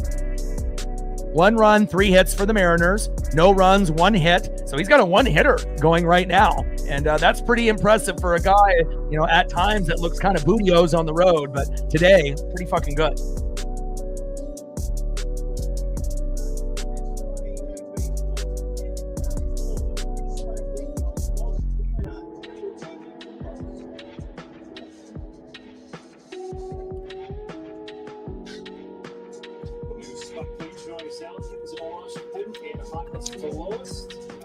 Where are we sitting on the likes right now? Have we hit 100 yet? We got 243 in the room. If all day is still in the room, Odin in the building, what's good? But I'm hoping that we're at 100 by now at least. I mean, we should be able to hit 1 to 150 before the stream is up. First pitch to Victor Robles, big swing and a miss, 0-1 count. All right, like, sub, donate, comment, share. And if we can get some other people in the room besides all day to kind of let the other people know what they need to do, and if we can get to that number, that'll help out with the algorithm tremendously. Just takes 1 second out of your day to hit that like button, and it looks like we're almost there now. 2 more to go, and we're at 100. Just takes 1 second. I mean, if you don't feel like chatting or donating, that's fine, but the least you can do is smash that like button if you're enjoying the broadcast. And again, the reason why it's so important, it hits the algorithm for YouTube. So that way, when they're looking at the stats through the algorithm, anyone that's looking for Angels, Mariners, or MLB, they'll be able to find us as a recommendation on their phone, computer, tablet, or whatever device they're watching on. So that way we could potentially get a few more people as new subs and new viewers on the channel. Slow dribbler from Robles, and that is 1 away. There we go. Next goal, 125. Great job. Nice job, Cody. Nice job all day. Nice job, striker. Next up is Luke Raley. 0 for 1, and his first at bat.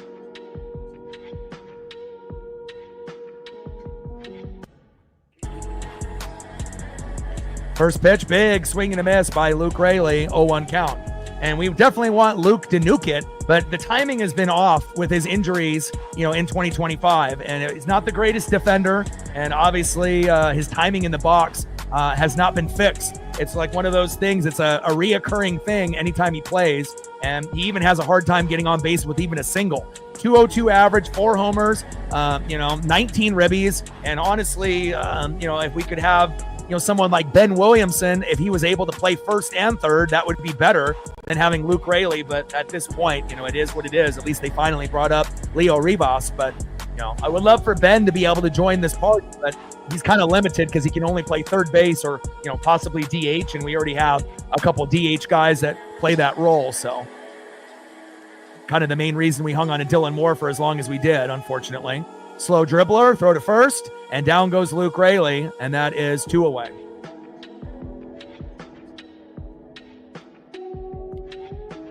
No problem. Thank you.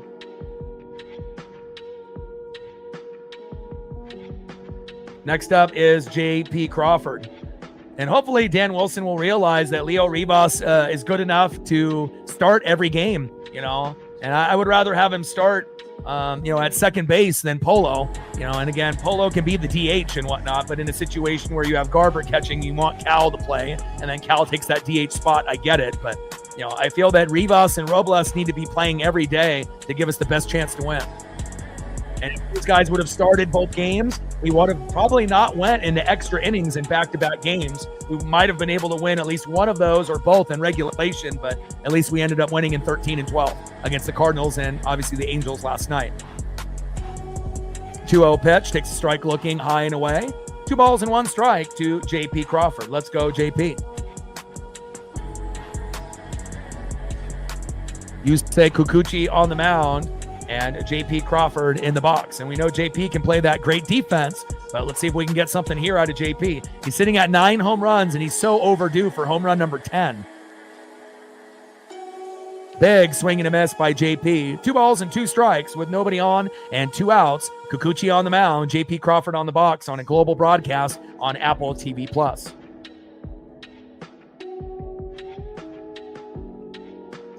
But Leo is, a great bunter. He's got great confidence. He's got great power. He's a better power hitter than JP or Cole Young. And again, it's just a better player than a lot of the guys that are on the roster. Like, Leo should be starting at second base every single game, period.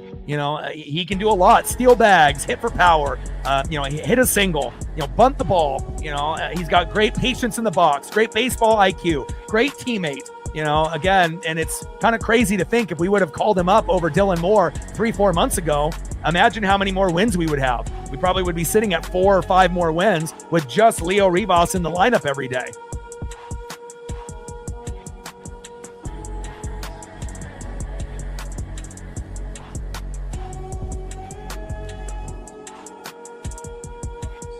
And in play with a slow dribbler and throw to first, and that is out number 3. I think for me, when I listen to certain people, like, some people like Sims, some people didn't, some people like Goldie, some people, think he kind of over exaggerates and kind of yells on the big home runs and whatnot. And some people like him, some people don't. One thing I will say about Goldie, though, as a young broadcaster, that typically is under 50 years old, he's really good for his age. A lot of guys are over 50 that do baseball. So I feel that, but if I had to choose like one guy, I think Riz is the best to me, who does radio. I think, if Riz was doing the TV play-by-play, I think it would engage with more of the audience, but only people that know of him on the radio, and he fills in for Goldie when he's on vacation. But everyone's going to have their favorites, on who they like. Like even with Angie Mentink, who normally just does coverage of the Mariners, and then they threw her into the fire to be, a color analyst. And she wasn't very good. When she first started off, she was very nervous, and you could tell, which anyone would be in that situation, regardless if you're a male or a female. But she has gotten better, in the limited role at times. And again, it shows you how hard it is, to call a baseball game, whether it's color or play-by-play. And like for us here, I'm doing both, and I'm having to produce the show, and I have to, watch the games and follow the chat. You have to be able to have a lot of skill to be able to do things on a high level. And, again, everyone's going to have their favorites, based off announcers. Like for me, my favorite announcers overall in sports are Gus Johnson and Joel Klatt, who do the broadcast, at 9 a.m. on Fox for college football. And I honestly think that if they were in the NFL, they would be right there with Jim Nantz and Romo, who do CBS games for the AFC. Like, there's not very many guys that are on the highest level. And we've seen, a few other individuals like with Aikman on Fox and whatnot, and Joe Buck, who does more, he's got more of a baseball voice than a football voice, in my opinion, and whatnot. But everyone's got their own favorites and style. But, the bottom line, do I miss Sims? Not really. He went back home to the Yankees, and that's fine. And, as long as we got Goldie and we got Riz on the radio, we're good to go. But Riz is my favorite. I think that, again, if Riz was doing play-by-play on TV, I think it would captivate more viewers. Not that Goldie's bad. Goldie is great for being under 50. But again, I think that sometimes when the home run calls are happening and he's just like losing his mind, screaming, it's a little over the top, and again, it's cool to be excited, but you don't want to have it be forced. And that's why Gus Johnson is so great at what he does. He brings the excitement with his voice without trying to force it. And again, when you force something, the fans can feel it. And Teodiso, little line drive, and Luke Raley, there we go. And that is 1 away. Teodiso, and down he goes, 1 away. Next up is Mike Trout.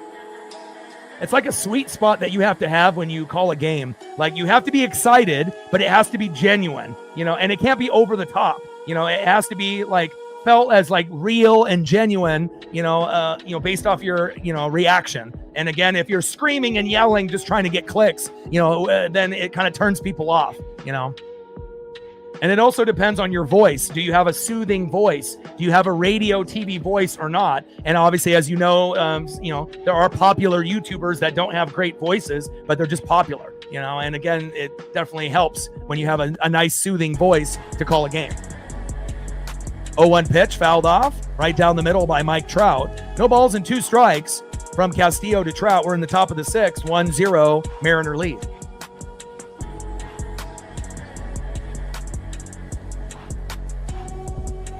Yeah, Riz has had health issues, and that's why he had to step away from the radio as well. So obviously, if he was younger and didn't have the health issues, and nice catch by Raley with Trout with a little blooper. There we go. And Castillo and Trout meet face to face right there, and that is 2 away. But I do like Goldie a lot more than Sims. And again, I think he's great. I think he's one of the best young announcers, that is in the game. And again, we have to be thankful that we actually have a good broadcast crew. I mean, I've listened to every crew in MLB, and we actually have one of the best. And that's not just being a biased Mariner fan. Like, when I'm calling games, I a lot of times watch both broadcasts. I watch the home, and I also listen to the away. And so that way I get a vibe on, okay, how good are the other broadcast crews? Are they shitting on the Mariners? Or are they, being kind of respectful? And again, obviously most organizations are going to be biased towards their own team, of course, but there definitely are some broadcast crews that are terrible. First pitch to Chris Taylor, takes a strike looking, 0-1 count. 0-1 pitch, big swing and a miss, high and inside. No balls and 2 strikes to the former Seattle Mariner and Dodger, Chris Taylor. Yeah, I like the Apple TV broadcast because of the 4K broadcast. So even if you don't have a 4K TV, you get the 4K, vibes. And if you do have a 4K TV, then it turns into fucking 8K. And I wish every broadcast gave you 4K cameras, because it really does make an experience, at your house, on the couch, on your bed, in your computer chair, that much more enjoyable. 1-2 pitch, high and away. 2 balls and 2 strikes to Chris Taylor. Trident's up. Let's go M's. But make sure, if you do have T-Mobile, check your T-Mobile online account. You get Apple TV Plus free, Netflix free, Hulu free. And if you get those 3 for free, it saves a lot of money. Pitch is inside. Count now is full. 3 balls and 2 strikes to Chris Taylor.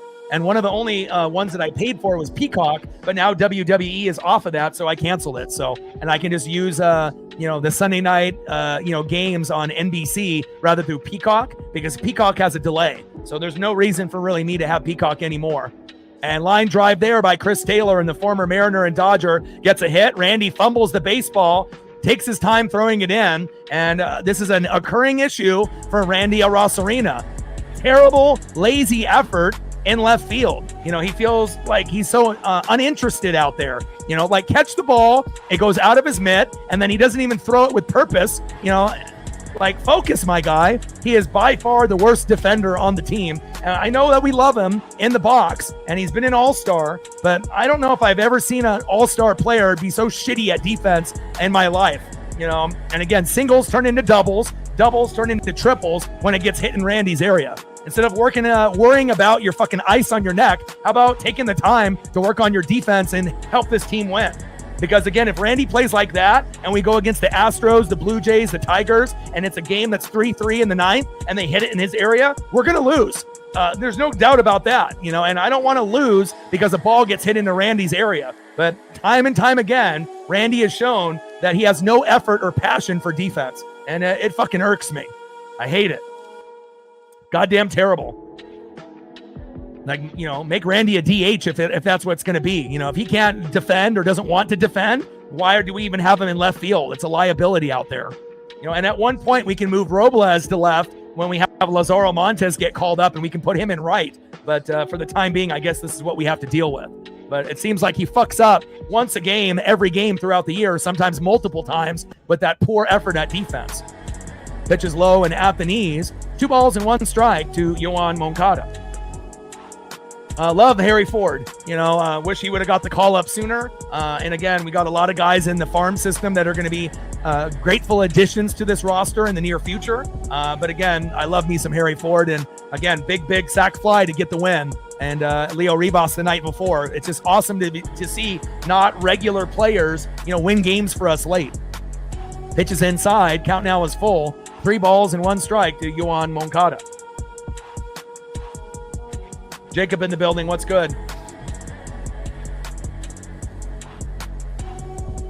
Yeah, but the thing is, it's not just like him looking tired. It's like him being disinterested because he was doing this at the beginning of the year. So again, yeah, you might be tired now, but everyone's tired. You know, it's like you got to hustle. Do you think Julio would act like that? You think Victor Robles would act like that? You know, and those guys hustle. I mean, hell, Victor sacrificed his body for this team. You know, ran into the fucking pole in the netting in San Francisco and missed a good chunk of the season. You never would see Randy sacrifice his body, you know? And again, it's not just, you know, the effort on throwing the ball into the infield. He's just so awkward when he tries to catch baseballs. He had one go off his knee, you know, when he ran in the wrong direction. You know, it's like he can't catch. You know, he can't pick up a ball off the ground. And then when he tries to pick up the ball off the ground, a lot of times he drops it. And then a single turns into a double. And then when he looks up, he just like lobs it in. Like, you need to throw a laser to prevent that guy from going to the next base. And I don't know if I've ever seen a player that's that bad at defense on the Seattle Mariners in the outfield. It's just, he's such a talented, amazing player offensively in the box. But gosh, defensively, it's like everything he does offensively cancels out because what he does defensively. And, you know, it makes me not like him. You know, like, I like him on the team, but the defensive issues make me not like him as one of my top guys on this team. I would take Victor Robles over him in a heartbeat any day of the week because I actually get effort on both sides of the ball. And I don't know if you guys feel the same, but I mean, I like defense and, you know, I don't want to have liabilities in the outfield. First pitch from Castillo to Ward, takes a strike looking, 0-1 count.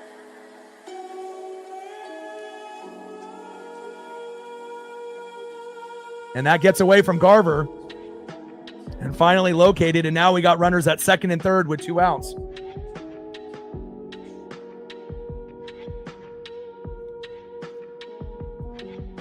Well, if you think Julio and Polo are the best players on the team, then what's Cal Raleigh? Come on, Real News.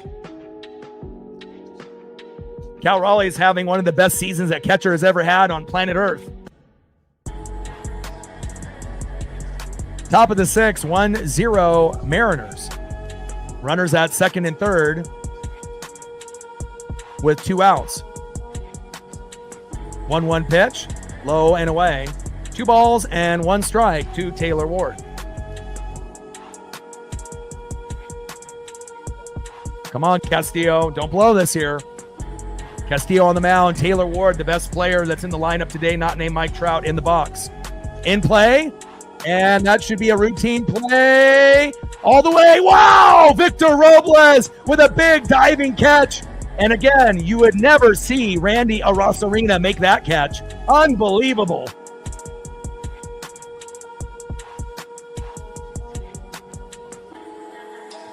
And thankfully, that was hit into right field, not left field. Great job by Victor Robles. That was beautiful.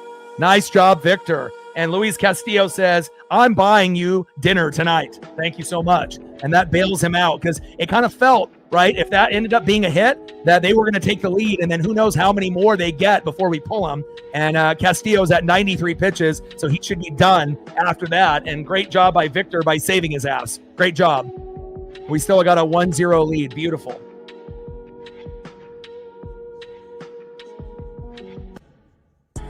Simogen, $10 holla. Appreciate you.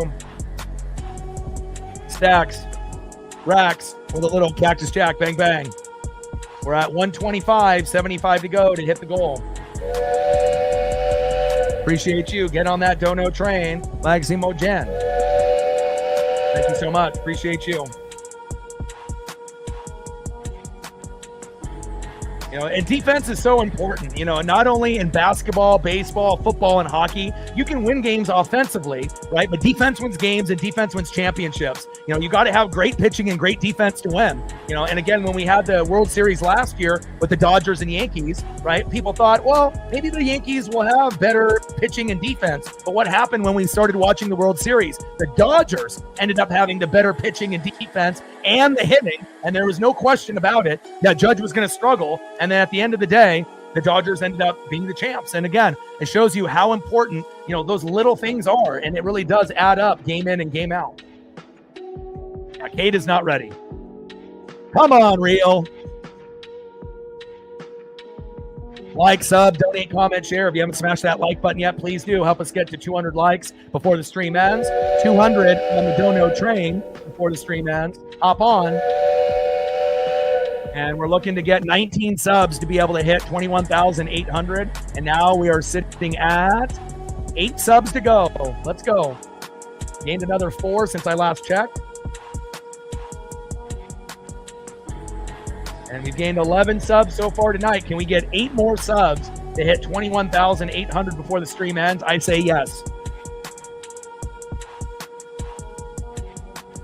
And first pitch in there to Randy Arosarena. Big swing and a miss. 0-1 count. And again, if you're going to be a terrible defender in left field, at least hit home runs and get singles and doubles for us. Popped up. And Rengifo is there, and that is 1 away.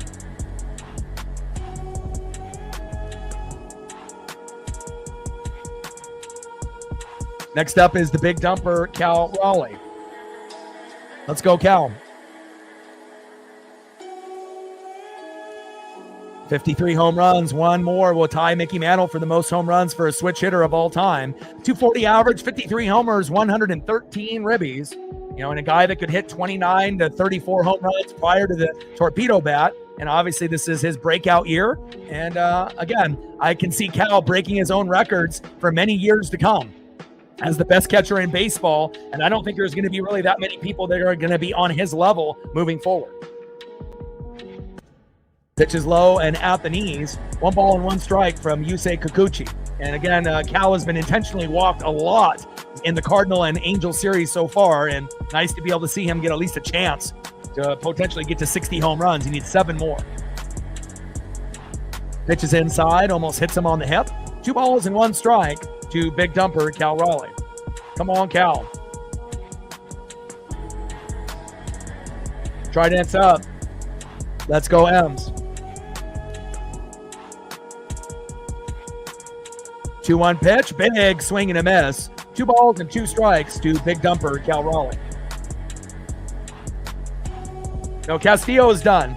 He's already close to 100 pitches, so they will be bringing in someone in. And, you know, even if that ends up being like a Carlos Vargas, he's been really good lately. So, again, we will decide and see what direction they go. Bizzardo, Brash, you know, they might go Spire. I don't really have a whole lot of faith in Spire or Caleb Ferguson for the lefties, but, you know, with a 1-0 lead, we're not going to just win 1-0. You know, there's a good chance that we could still get to, 2, 3, 4 runs before this one is up with a meltdown after Kikuchi exits the game. 2 balls and 2 strikes to big dumper Cal Raleigh. Daniel in the building, what's good? 2-2 pitch, low and inside. Count now is full. 3 balls and 2 strikes to big dumper Cal Raleigh. Now, not only is this a must-win game, William, but Saturday and Sunday are must-win. You know, we have to try to be able to win the 2 games against Atlanta. We swept the Cardinals, and we got to try to win 4 in a row against the Angels. And then all we would have to do the rest of the way is go 8-4 against the Royals and the Astros on the road, which would be tough because we're not good on the road. We stink, right? But then at home, we can make up for it with playing the Rockies and the Dodgers. And again, if it was the Dodgers from last year, we probably would be fucked. But it's the Dodgers this year, and they haven't been the greatest after the All-Star break. Cal, slow dribbler towards third. Throw to first from Moncada, and that is 2 away.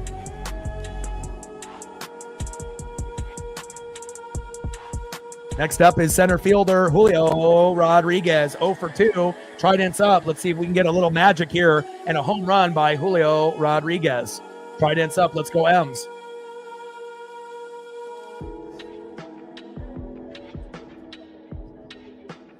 Rangers and Astros keep winning, so we got to do our job as well. Let's go. First pitch, high and inside to Julio, 1-0 count.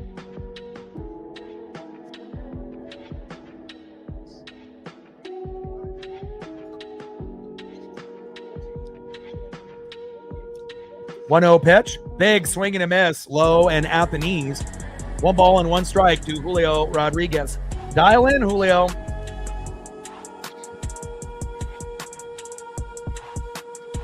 I mean, bullpen has been immaculate. It's been great. Defense has been great. Starting pitching has been probably the weak spot lately, but even lately it's been getting better. So, we're starting to really kind of put it together at the right time, especially when you have less than 20 games to go and the Astros and Rangers are right there with us. And we know that the Tigers and the Blue Jays, Yankees and Red Sox, are trying to gain positions as well. Big swing and a miss, low and away. 1 ball and 2 strikes to Julio Rodriguez. Come on, Julio. And it feels like Julio, in his last few at-bats against the Cardinals and the Angels, he's kind of turning back into the player that we saw in the first half of the season. Kind of chasing, and he needs to be a little bit more patient as that one goes foul. You're seeing him a little off balance on a few of his swings, which for a while we didn't see that. And again, he's been amazing in the second half of the season, but within the last few games and the last few at-bats, he's kind of going back to those bad methods. And hopefully he can just relax, and just let the game come to him and not feel the pressure that you have to, get the home run or you have to get the RBI. Just take what they give you. And, naturally the homers will come and the RBIs will be there as well. Let's go, Julio. Just relax. You're one of the best players in MLB in the second half of the season. You're great. You're ours. We got a Jordan and a Pippen. We got Julio and we got Cal. Just let the game come to you. Pitch is low and into the dirt. 2 balls and 2 strikes to Julio Rodriguez. Let's go, Julio. I believe in you, my guy. Let's go. Who do I like in college football? The Ducks and the Huskies. Huskies are the most slept-on team in college football, and the Ducks have a good chance to make a deep run, and Julio runs it out, and that's exactly what I'm talking about right there. That effort by Julio. Randy could only dream of hustling like that out there in left field. Great fucking job by Julio. Turned something from nothing into something. Great job.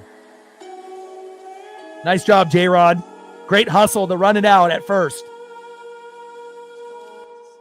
You the man.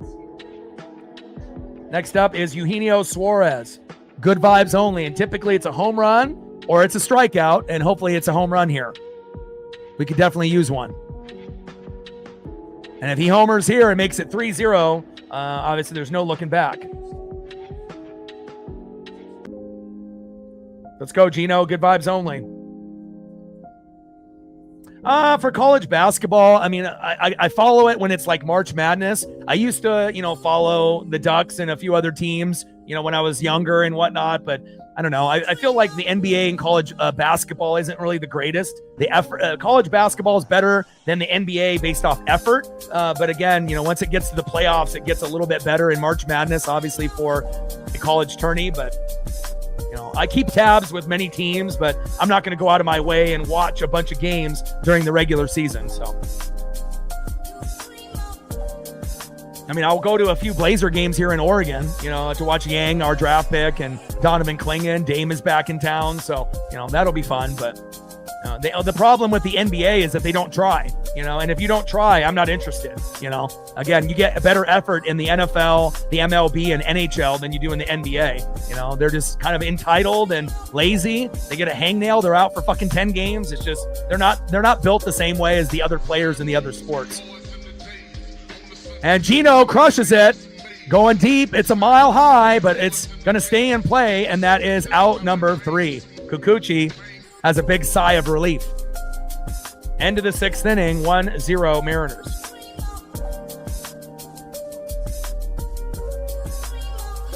And also obviously I grew up in the 80s and 90s. So when you watch basketball when it was at its peak. I watch Bird, I watch Magic, I watch Jordan, Drexler, Karl Malone, Barkley, David Robinson, Patrick Ewing, Allen Iverson, Kobe Bryant, Shaq. And then you see the guys that are playing now. It's not the same. There are a few guys that are playing in the league now that could play back then, like the Joker and Giannis and, a few of these other guys that are amazing, SGA, that could probably play in another era. But just the lack of effort and hustle and the laziness and the entitlement, it's just not for me. Once we get to a point where football ends, I'll do some NBA games on stream and whatnot. But again, I feel like, it's the sport that is declining the most. And I feel like you get better entertainment from the NHL, the MLB, the, NFL, college football, even college hoops. I feel you get better effort, but the problem is not many people follow college basketball in the regular season unless you were like a fan of Duke or North Carolina or your favorite team as a kid, and then maybe you stuck with it. But I feel like nowadays there's other things that people follow than college basketball until we get to March Madness and then everyone does the bracket and whatnot. But, for me, it's about effort and passion. And I want to watch things that have effort and passion. And if you don't have that, I'm not interested. Let's go to the top of the 7th inning and see who's up next year for the Angels. Next up for the Angels, 0 for 2, second baseman Luis Renifo. Batting second, 0 for 2, shortstop Oswald Peraza. And batting third, 0 for 2 with a K, first baseman Logan Davidson. And then the Mariners are going to be bringing in someone for Castillo. Who will it be? But Castillo, great job, right? One of the best starts of the year. 6 innings pitched, 2 hits. He had a 2-hitter. No earned runs, only 2 walks.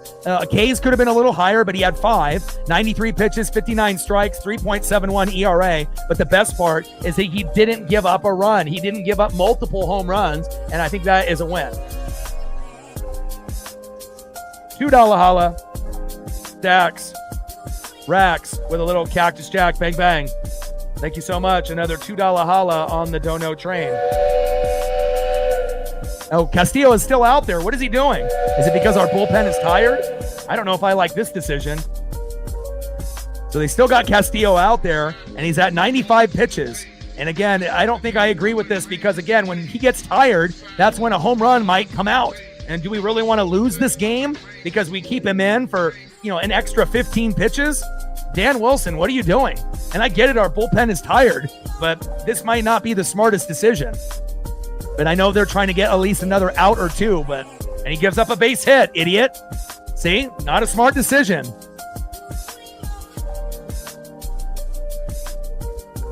What are you doing, Dan Wilson? Pull him already. He already gave up a base hit. Like, what are you going to do? Have him give up 3 base hits in a row, and then we're down 2-1, 3-1, and then we lose? Don't be a dummy, Dan. Should have never brought him back in. He had 93 pitches. Why are you bringing him back in? I know he's having a good day with a 2-hitter, but again, he started to kind of lose it in these last few innings. Pull him.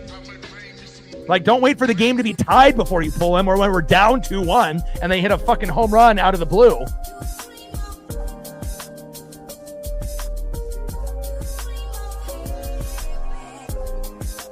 Pull him. No ands, ifs, or buts.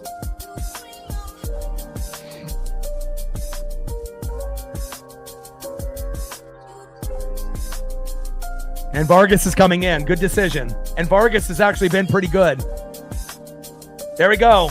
And again, he should have never even had Castillo come out. If Vargas would have come in, we probably don't give up the base hit. So, and I know it's just a single, but again, you never know when that unexpected home run can come out of nowhere. And we work so hard to have a 1-0 lead. We don't want to lose it, based off a dumb decision because he wants to get 1 or 2 more outs. Give me a break. Come on, Dan. Be better. Oswald Peraza in the box, and finally, Luis's day is done. And hopefully we get the good version of Carlos Vargas, and lately we actually have. When all the other bullpen guys were struggling, Brash, Bizzardo, Spire, we were like, it was like Stranger Things, and we were in the upside down, and Carlos Vargas went from being the shittiest player on the team with Dylan Moore to actually respectable and kind of good. So hopefully this will be the good Vargas here. And again, it's not like he's going to get a lot of punch outs. He typically pitches wild. So if he can get guys to chase inside and outside, that will lead to, cheap grounders and pop-ups, and then we'll get out of the inning. So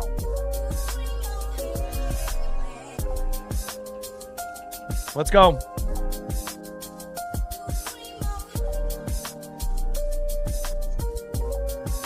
I mean, everything is about stats and analytics. And again, I feel like the average fan, doesn't look at those things, but I know with like me and Reflect, that's our life. It's always about stats and analytics because again, if you're looking at the game in black and white, you're only seeing it to a certain degree. You have to go deeper to be good at fantasy football. You have to go deeper to understand sports. And once you go deeper, then you can kind of have a better understanding of where things are going. And you can also have better predictions, better ESP, and more things that come true like here on the channel. And again, if we didn't read and watch film, we wouldn't be able to come up with all these predictions all the time. And that's a big part of it. You have to read in between the lines. First pitch to Peraza, fouls off, 0-1 count. Yeah, but the thing is even though he's a first-time manager, if a guy is, at 93 pitches, that's common sense. You pull him. I don't care if he's at a two-hitter. If he's looked a little shaky, you pull him. Again, he's the worst pitcher in the starting, rotation. And he did great today, but again, with one bad pitch, we could lose the game. And you want to make sure you're giving your team the best chance to win. It's not like he was sitting at 83 pitches. Then I say, okay, keep going. But when you're at 93, why the hell are you coming back in? Some of this stuff is common sense. 0-1 pitch, big swing and a miss. Great pitch by Vargas. No balls and 2 strikes to Peraza. 0-2 pitch. And a big punch out there. Carlos Vargas. And again, that's what would have happened if we would have had him start this inning. Great job by Vargas coming in with that electricity. And hopefully we'll be able to get an Eduard Bizzardo situation out of Vargas. Bizzardo was one of the worst players on the team last year with Taylor Saucedo, the lefty that's got Seattle ties. And now he's one of the most reliable guys in the pen, Eduard Bizzardo. Maybe we could get the same thing out of Vargas. You were shitty like Dylan Moore, one of the worst. Maybe next year you'll be one of the strong pieces in the pen. I hope so. First pitch to Davidson, fouls it off, 0-1 count. I mean, we definitely have the right, coaches, to be able to bring the pitching staff to another level.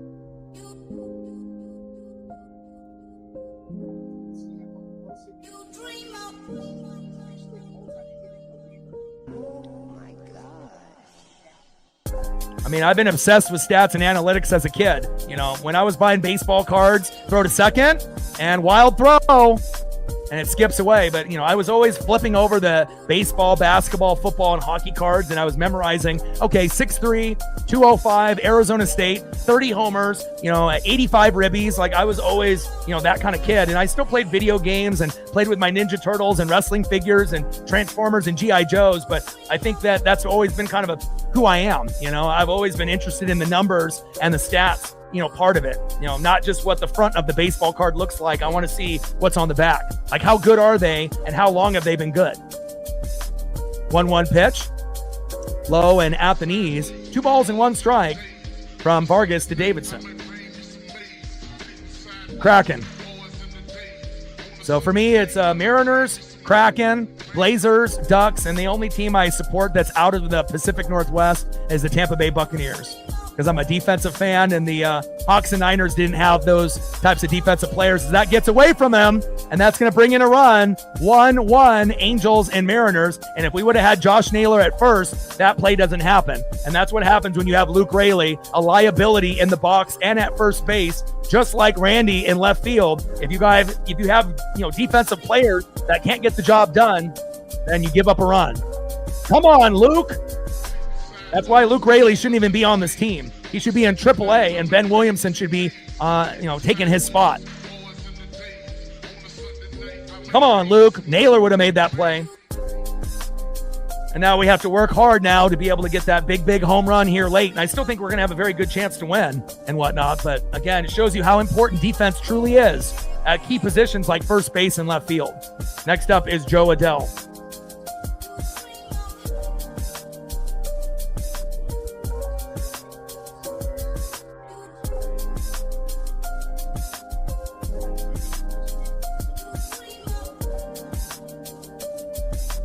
Joe Adell in the box. Carlos Vargas on the mound. We need a double play to get out of this inning. We're tied at 1. We don't want to be down 2-1. Come on. Come on, Vargas. Never thought I would say that at the beginning of the year. First pitch. Gets that corner strike, 0-1 count. Beautiful pitch by Vargas. And again, normally when Vargas goes against a righty, he throws at their head, and he's very wild. And it seems like he's starting to adjust to throw low and away, and that's where you want to throw, not high and inside. Woo, nasty pitch. Big swing and a miss on that slider. Goes from a cutter, 86, to a slider, 82. Off-speed pitch, beautiful. No balls and 2 strikes to Joe Adell. Trident's up. Let's go M's. We're still in it. But we want to make sure we get out of this inning with a tie so that way we take the lead in the bottom of the 7th. I feel like a home run is a brewing. And once Kikuchi goes out, then we're going to have a meltdown by the Angel bullpen. Pitch is low and at the knees. 1 ball and 2 strikes to Joe Adell. Come on, Vargas. I love seeing the improvement in his game. It really is awesome. 1-2 pitch. Big swing and a miss. Down goes Joe Adell. And that's 2 away. Carlos Vargas, my boy. Let's go. Nice job. And imagine, if we, bring him in to start the inning, the score is still 1-0. That run doesn't come home. So again, Dan Wilson cost us that run, by being greedy and trying to squeeze out 1 or 2 more outs in the 7th. You have to understand how baseball works. And I know Dan never has managed before, and it's his first year, but again, so many games are lost and won based on decision making, leaving a guy in too long, pulling a guy too early. You got to be on point, especially late in the season. First pitch, low and way, 1-0 count. Come on, Vargas. Been very impressive in the second half of the season for Carlos. 1-0 pitch. Fouls it off, high and inside. 1 ball and 1 strike. To Bryce Teodosio. 1 for 2 for Bryce so far here today. Come on, Vargas. Top of the 7th, runner at second with 2 outs. It's a pitcher's duel, Kikuchi and Castillo. Now, obviously, we're going into that, bullpen, and hopefully we'll be able to keep it solid. Come on, Vargas.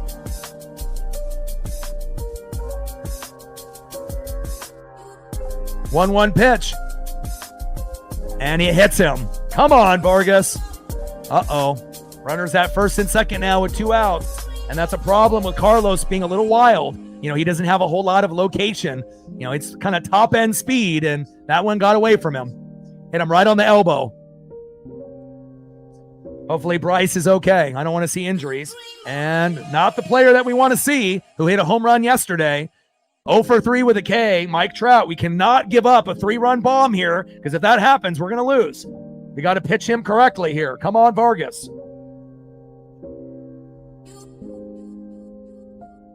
I mean, Scott Service, he is what he is. He got us to the playoffs for the first time in 20 years, but the way that he would manage a game, was kind of similar to Dan.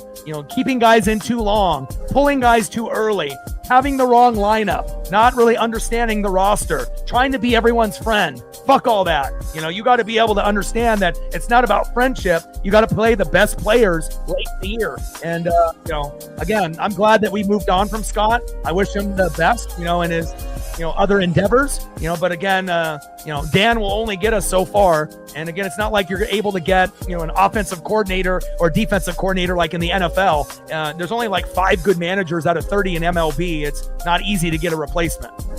First pitch, takes a strike looking to Trout inside. Nice pitch by Vargas, 0-1 count.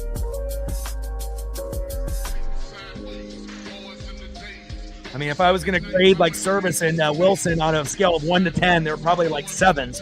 There's a lot of improvement that could be had. Sometimes good, but sometimes, the judgment is not that great. 0-1 pitch, low and away. 1 ball and 1 strike to Mike Trout. Top of the 7th, 1-1 with runners at first and second. 1-1 pitch, high and away. Come on, Vargas. 2 balls and 1 strike to Mike Trout. We need him to bait on a slow dribbler or a pop-up, and we just get out of the inning. No hits, no RBIs, no home runs. I know you're a career 300 hitter against the Mariners, right? You're the kryptonite for us, but not today. You already homered yesterday. Not today. 2-1 pitch. Big swing and a miss. Great pitch by Vargas with the cutter. 2 balls, 2 strikes to Mike Trout. Come on, Carlos. 1 more strike, baby. 2-2 pitch. And take strike 3 looking. Let's go. Hell yeah. My boy, Carlos Vargas getting us out of the jam with runners at first and second. Way to bring that electricity, Carlos Vargas. Beautiful. Huge. I mean, if that doesn't happen, we might have lost the game in this inning. So that was big. Now it's time to be able to retake the lead.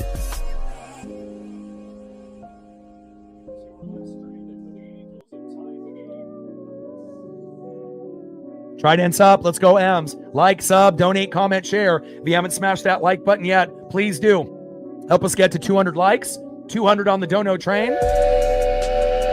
And we needed 19 subs to be able to hit 21,800. And last time I checked, we needed 8. Let's do an update. We're still at 8. We need 8 subs to hit 21,800. Let's see if we can get it here tonight.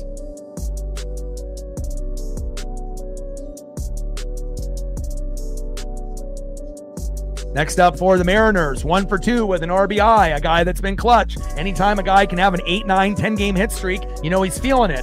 Second baseman, Jorge Polanco. Batting second, 0 for 2 catcher, Mitch Garver. And batting third, 1 for 2, right fielder, Victor Robles. Trident's up, let's go M's. And then Kikuchi obviously should be done. We said that about Castillo, and they brought him back out. 6 innings pitched, 4 hits, 1 earned run, 1 walk, 3 Ks, 98 pitches, 63 strikes with a 4.08 ERA. So if Kikuchi comes back out with 98 pitches, that would be shocking. But we saw Castillo come out with 93, so who the hell knows? I mean, both guys pitched well, but at this point, 1 run, 4 hits apiece. Mariners have an error by Luke Raley, and if that was Naylor, that wouldn't have happened. And obviously another potential error could have happened with Randy in left field as well. But again, as long as it's not hit in left field or first base, we'll be fine. And then Wallach is catching, and what are they going to be doing? And then they're going to be bringing in Brogdon. So at least the Angel manager knows something.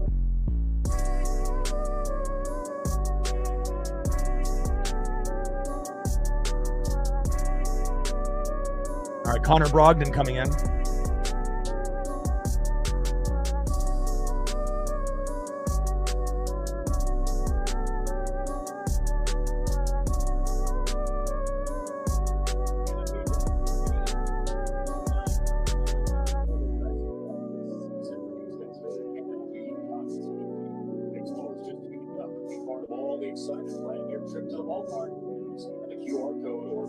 Try to get the Brogdon photo up here.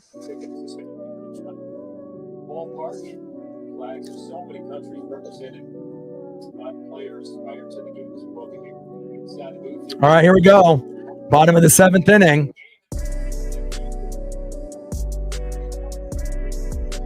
Connor Brogdon on the mound. Jorge Polanco in the box. 1-0 pitch, high and away. 2 balls and no strikes to Jorge Polanco. And Brogdon enters in for Yusei Kikuchi. His day is done. And Kikuchi and Castillo were fantastic today. 2-0 pitch. Takes a strike looking high and away on the corner. And this has been a call that has been outside the zone that this ump has given both teams. So I don't really have that much of a problem with it. You know, normally we're complaining about the umps left and right, but overall it's been pretty even. 2-1 pitch and fouls it off right in front of himself there. You know, we've been actually fouling it off ourselves pretty frequently lately, which is not ideal. 2 balls and 2 strikes to Jorge Polanco. Let's go Adams. Trident's up. Let's go Polo. You're due for a home run. Let's make it 2-1, baby. 2-2 pitch. And Polo pops it up. And will it go out of play? And it barely goes out of play and hits the concrete wall. Thank God.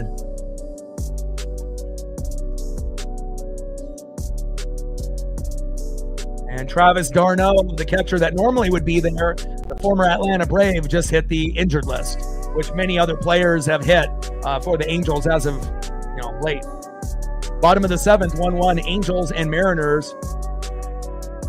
Connor Brogdon enters the game for Yusei Kikuchi, and Jorge Polanco is in the box. Let's go.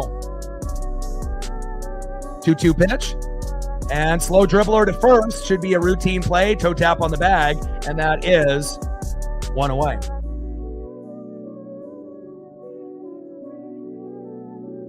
Next up, 0 for 2, Mitch Garver. I really wish this was Harry Ford tonight, but, they probably don't trust Harry catching at this point yet. But, Harry will give us a better chance once that they'll give the confidence to him catching and hitting. Yeah, because I'm the only one that does Mariners. I dedicate my life to this team.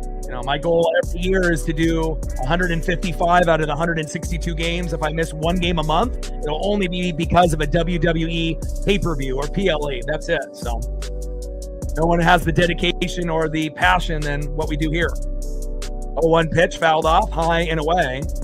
No balls and 2 strikes to Mitch Garver.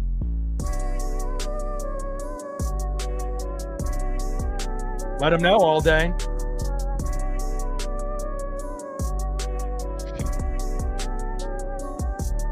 Well, Hubertus, you tell me. I've already done back-to-back 4-hour streams, and I got to do 2 streams tomorrow and 2 on Sunday. Pray for my voice. I don't know. I don't want to do another extra inning game, but the way that this game is going, unless we get some big hits here late, it could be. 1-2 pitch. Oh, Garver crosses it. Back.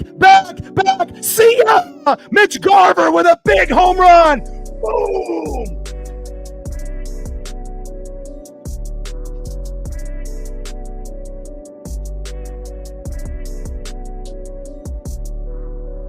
Boom! Let's go!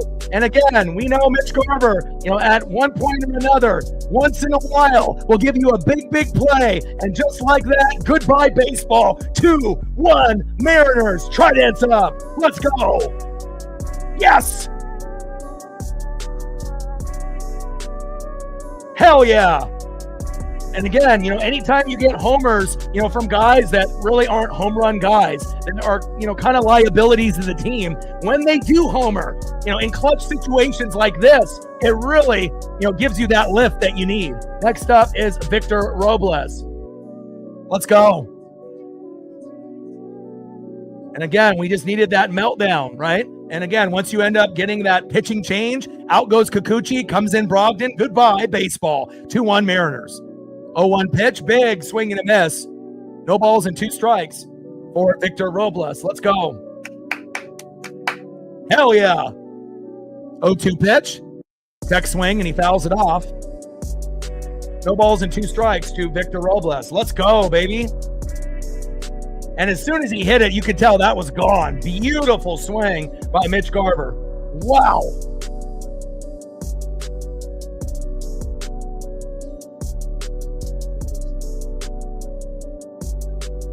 Crushes it foul. No balls and 2 strikes to Victor Robles.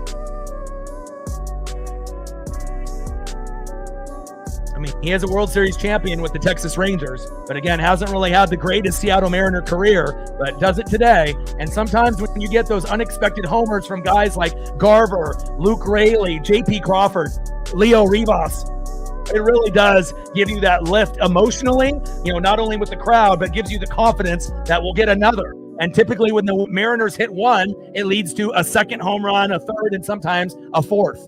Here we go. 1-2 pitch, low and away. Good eye by Victor. 2 balls and 2 strikes to Victor Robles. Connor Brogdon on the mound. Victor Robles in the box. Let's go, Victor.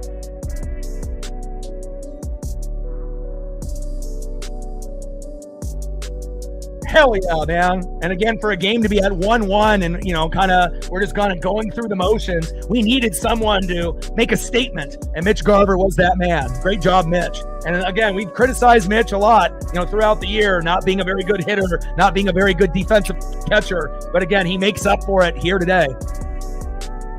Pitch fouled off. 2 balls and 2 strikes to Victor Robles. 2-2 pitch, and that is strike 3. Down goes Victor, and that is 2 away. Kind of a weak strikeout. It was like a check swing.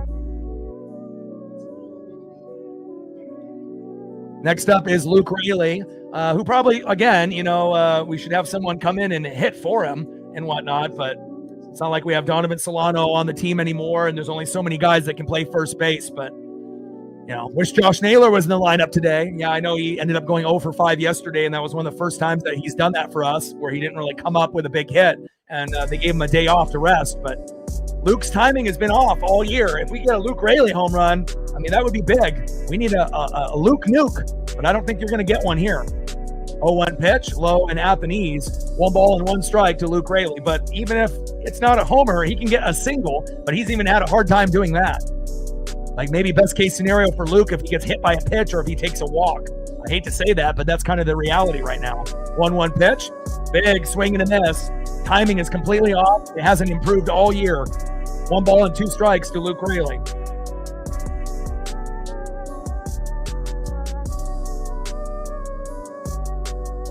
Come on, Luke. 1-2 pitch, high and away. 2 balls and 2 strikes to Luke Raley. Hell, Luke would probably have a better chance of getting on base by bunting, but obviously with 2 outs, you're not going to typically do that, but because like Raley actually hustles. He's got speed, but again, he's kind of a liability in the box and defensively. And Raley crushes that one foul, and that's one of the first times we've actually seen contact with a baseball by Luke. And, Luke was pretty good last year, and like Dominic Canzone, he had his moments, but, definitely a liability on this team at this point in the season. Come on, Luke. 2-1 Mariners in the bottom of the 7th. 2-2 pitch, fouls that one off, and that might be the first time that we've seen him connect with 2 foul balls and in that bad in ages. Come on, Luke.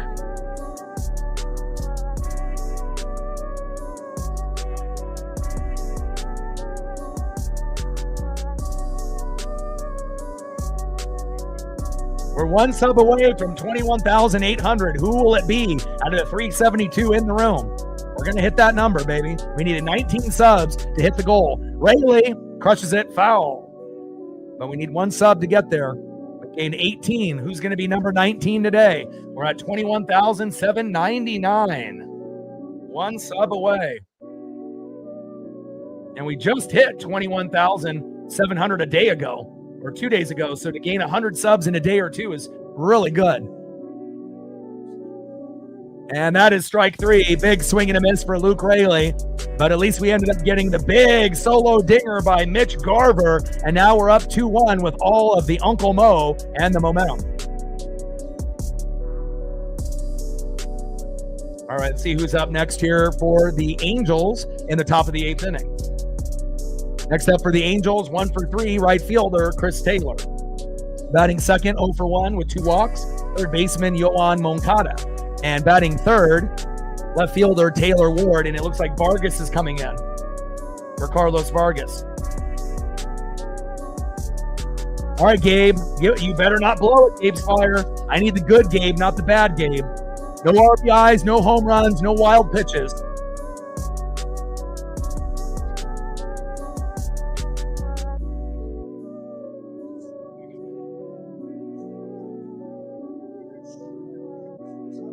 This has been a really, really fun season. Best season we've had since 2001, and we're nowhere near getting 116 wins. There's no doubt about that. But, again, this team, based off the talent that we have, you could argue is right there with that 2001 team, probably better player for player. And now it's just us, against everyone else, and we just got to put our heads down and grind. 6-game win streak on the line, and I want to make it 7. And not only that, I want to make it 9. We need to sweep this team. Let's go.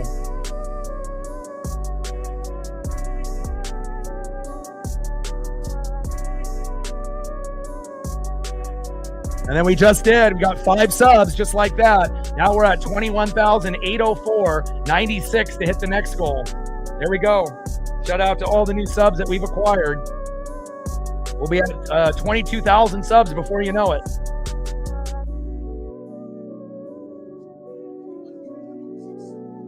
$25 subs gained. Let's see if we can gain another 10 or 15 before the game ends. Shout out to all the 25 new subs that we've acquired so far and counting.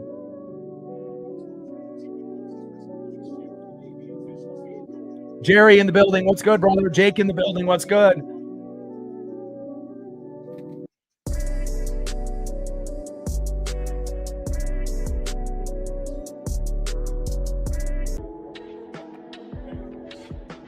All right, Gabe Spire on the mound. Chris Taylor, the former Mariner and Dodger, in the box. First pitch takes a strike, looking low and in the zone. 0-1 count. Sinker, 95 miles an hour by Gabe Spire.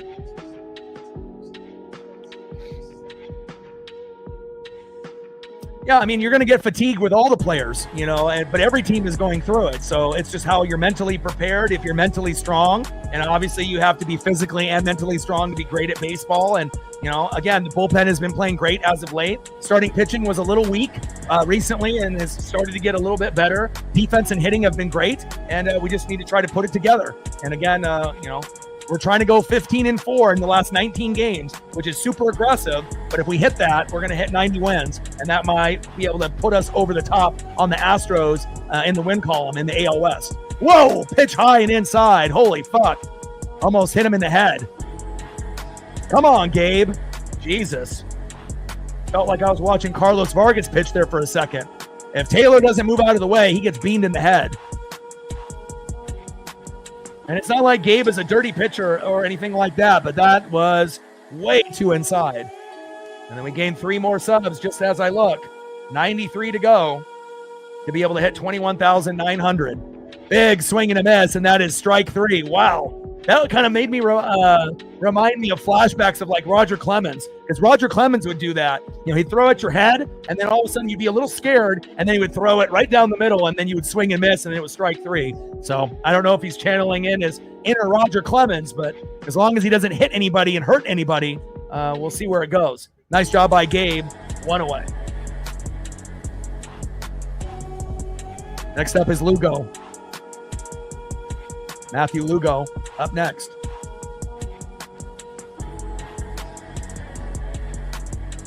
Second round pick of the Red Sox in 2019. Puerto Rican. And crushes it up, pops it up. And Victor Robles is there. And that is 2 away. There we go.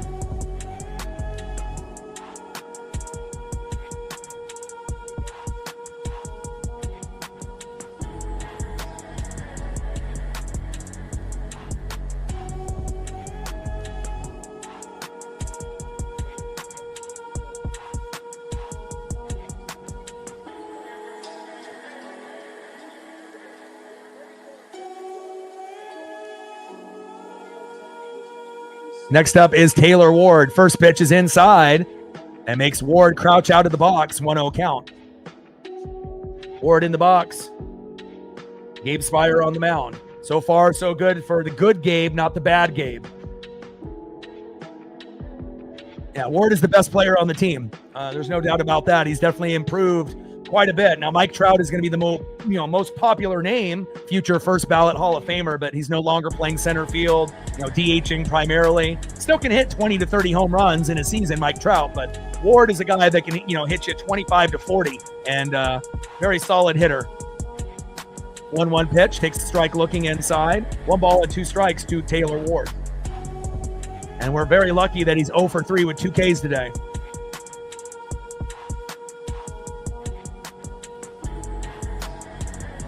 1-2 pitch, fouls it off, goes into right field. 1 ball and 2 strikes to Taylor Ward. Like, sub, donate, comment, share. 23 more likes to get to 200. And again, we have about half of the people. We have at least 175 people in the room that haven't hit the like button yet. We get a fraction of those, 23, then we'll be at 200. We should be able to hit 250 in likes if we can get a couple people to participate. Pitches inside, 2 balls and 2 strikes to Taylor Ward. Top of the 8th, 2-1 Mariner lead with a big Mitch Garver solo dinger a few minutes ago. And again, we want to make sure that we're trying to get to 4 if possible to give us a little cushion before this game is over. 2-2 pitch, fouled off. Count still remains 2 balls and 2 strikes to Taylor Ward.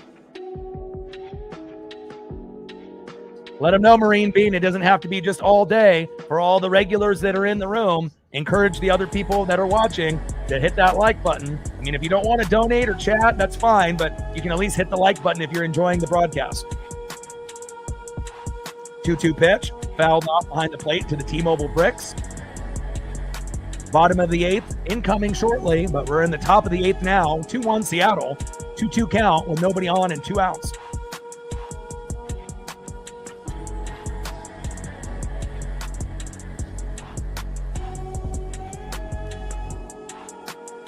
Two-two pitch, fouled off again. Yeah, Taylor Ward is grinding it out. 4 out of the last 5 pitches have been fouled off, but he's been throwing almost all four-seam fastball with an occasional slider that he just threw there. Yeah, but we can't, we can't bank on the Astros and Rangers losing. We have to just put our head down and just worry about ourselves. Slow dribbler to third. Gino throw it in Luke Raley, and Luke catches it, thank God, and that is out number 3. There we go. Great job by the Mariners, and let's see if we can add on one more run or 2 here in the bottom of the 8th. You know what I would really like to see in this inning is a bunt. They wouldn't expect it. We don't really play small ball, and again, I would love to be able to see a bunt, but we're not really a bunting team, but we were early in the year when we won 9 consecutive series in a row. What happened to that team?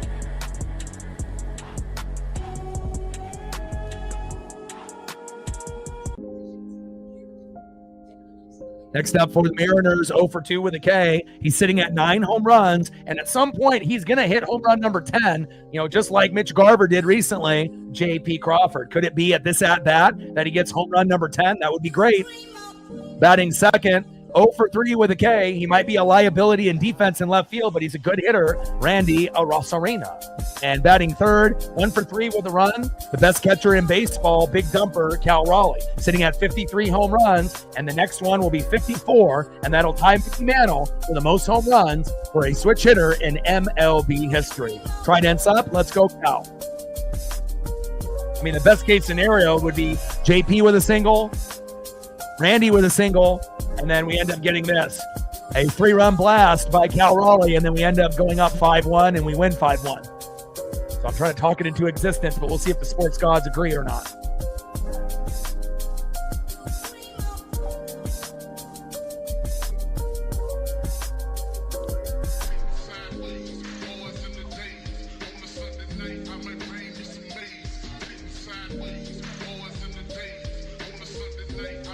We gained another sub.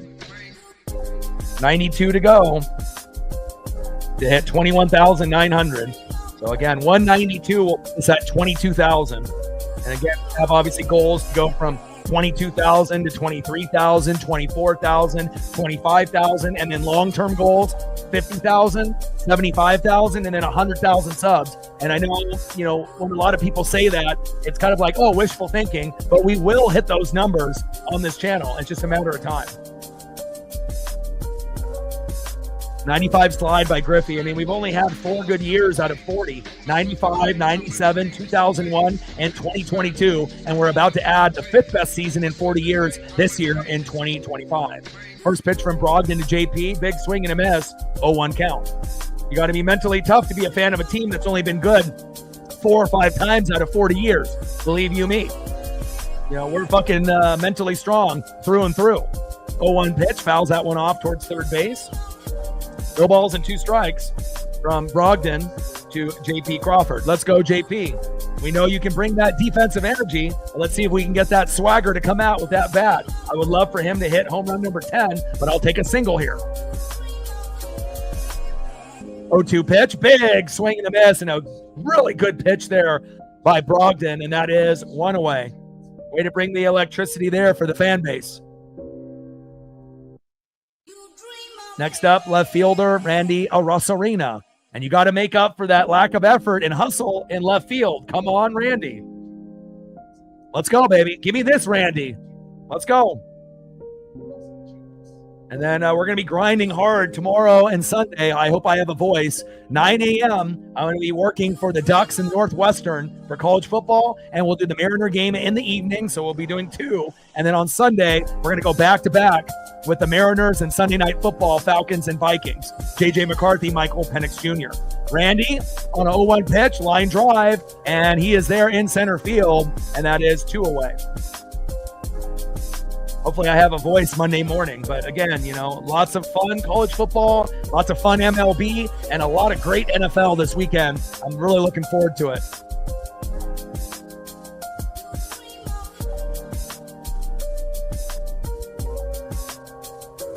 Next up is the big dumper, Cal Raleigh. Andres Munoz warming up in the pen. First pitch to Cal from Brogdon. Takes a strike swinging low and away. 0-1 count.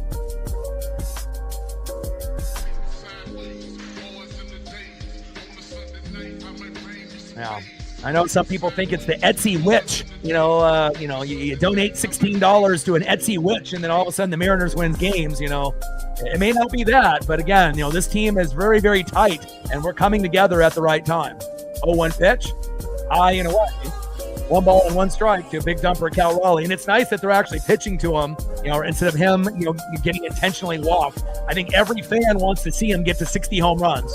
That would be a great, kind of rounded off number, and he's 7 homers away. But he's going to have to multi-homer in at least 1 game to get there, probably twice, to give him the best shot. So pitch is high and away with a 4-seam fastball by Brogdon. 2 balls and 1 strike with nobody on and 2 outs. 2-1 Mariner lead after having back-to-back extra inning games that went 4 hours plus.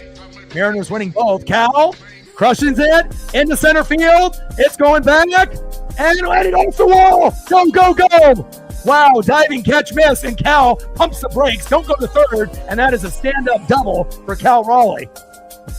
Wow. And again, a great effort by Bryce there in the outfield, and Cal with a beautiful double, missing a home run by about 5 or 10 feet, but great effort by the big dumper. There we go. 3 inches off the plate, and Cal still crushes it to center field. Getting close to that Nintendo sign that ends up bouncing off that. And Bryce, it bounced off his glove, but a hell of an effort there by Bryce. T.O. but he misses it, and we'll definitely take that opportunity in our hands. There we go. Cal's at second now with 2 outs, and let's see if we can knock him in. And this would be a great time for Julio Rodriguez with a single, double, triple, or home run. But of course, they intentionally walk Julio. Boo! Next up is Eugenio Suarez, but that does make sense. You have a better chance of striking out Gino than you do Julio. And it's either a home run or a strikeout for Gino. So what do you say? Let's make it a home run right here and make it 5-1. Let's go, Gino. First pitch to Gino. Big moonshot swing. Swing and a miss. 0-1 count. I mean, hell, I'll take a hard hit ball down the third base line to score Cal Raleigh to make it 3-1. And if we get that, that might be enough to win. Come on, Gino. For the love of God, just get fucking something. 0-1 pitch. Takes a strike looking. No balls and 2 strikes. I mean, for a guy that can hit 40 to 50 home runs, very streaky player. And again, if you had to choose between him or Josh Naylor long-term, there's no question. It's Josh Naylor 100 out of 100 times.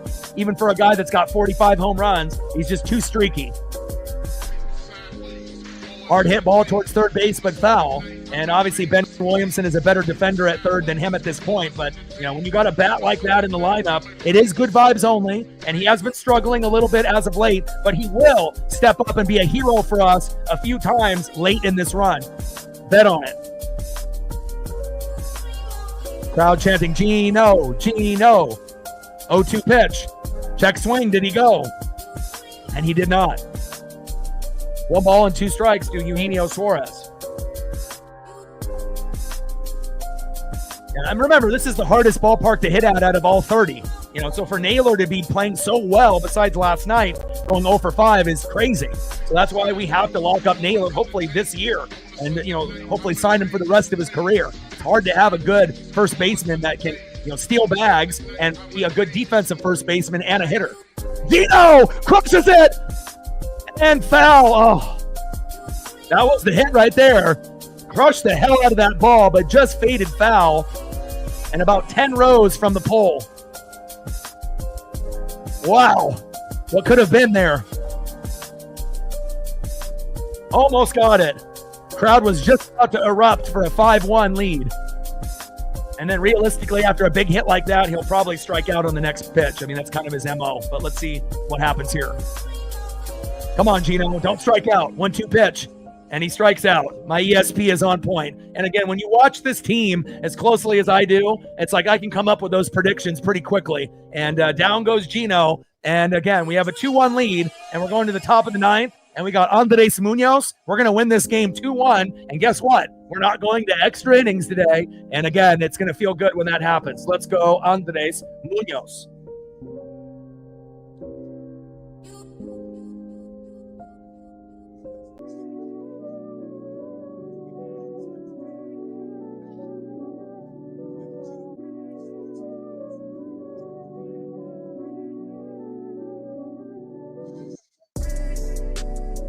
Have we hit 200 likes yet? We got almost 500 people in the room. We should be hitting about 200 to 250. Again, for the people in the room, not just all day with the lead mod, let these other individuals know if you're enjoying the broadcast. Take just 1 second and hit that like button for the metrics. It will really help us out overall with not only the subs, the views, the potential future regulars on the channel. And that's what we want. We want to be able to grow with the right people.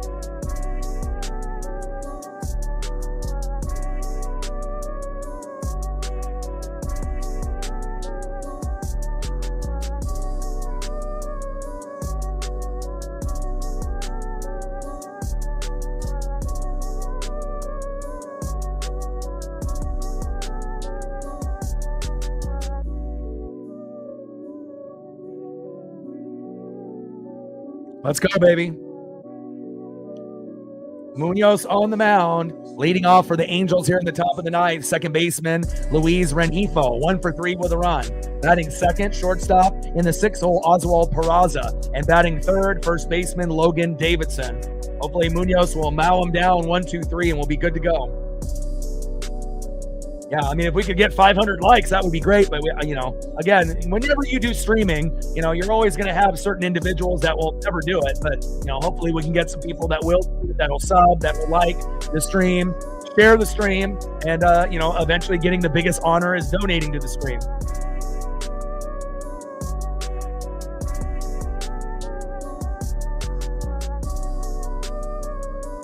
And we gained quite a few more subs since I last checked now.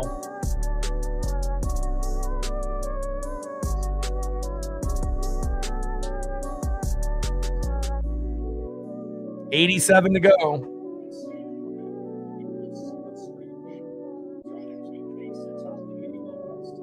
$32 subs gained in this stream alone. Let's see if we can get to 40.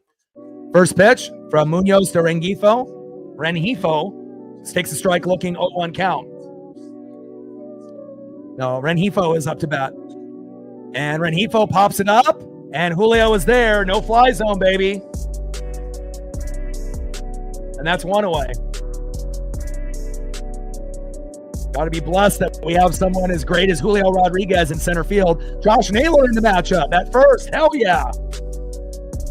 Put him in there for defense over Luke Raley. Smart. First pitch to Peraza. Fouls it off. Low and at the knees. 0-1 count. Let's go, baby. Munoz on the mound. Oswald Peraza in the box. Fouls that one off himself. 0-1 count. Again, we'll be live tomorrow at 9 a.m. Pacific for the Oregon Ducks versus Northwestern. And then I'll be doing the Seattle Mariners and the Angel game later in the evening. Sunday, we'll be doing the Mariners at 1 Pacific and back-to-back with Sunday Night Football with the Vikings going against the Falcons. Michael Penix Jr. versus J.J. McCarthy, a rematch of the Natty, Michigan and Washington. Big swing and a miss by Peraza. No balls and 2 strikes from Munoz to Peraza, and Munoz is on, baby.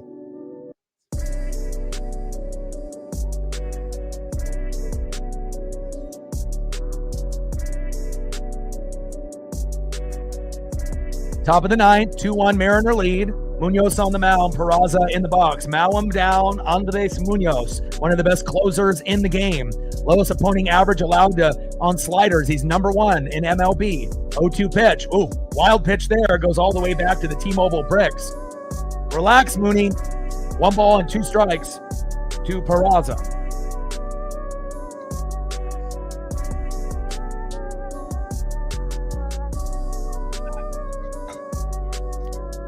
Trident's up. Let's go, M's.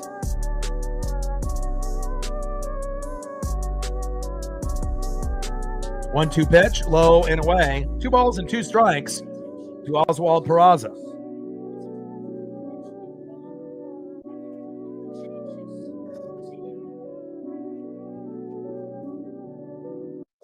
Two-two pitch, big swing and a miss. Got him. 2 away. 1 out away, baby. We're not going to extras today. My voice can heal and rest, and we don't have to worry about another 4-hour stream 3 days in a row. I mean, my voice would be hurting. All right, here we go. Last but not least, first baseman, Clemson alum, former Athletic, now Angel, Logan Davidson. Ooh, wild pitch again. Jesus. Andres. Garver can't catch that.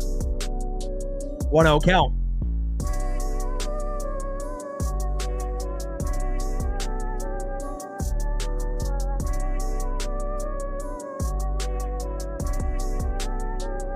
Yeah, you can sub in defensively, and then that would mean, obviously, in a situation not today, that if the game went into extras, then Naylor would bat for Luke at that point. So, but it's good because obviously Luke Rayleigh made the error, so we want to make sure we, got it clean here. 1-1 pitch, big swing and a miss. 1 ball and 2 strikes to Davidson. 1 strike away from victory. Trident's up. Let's go. We got this. We got this, baby.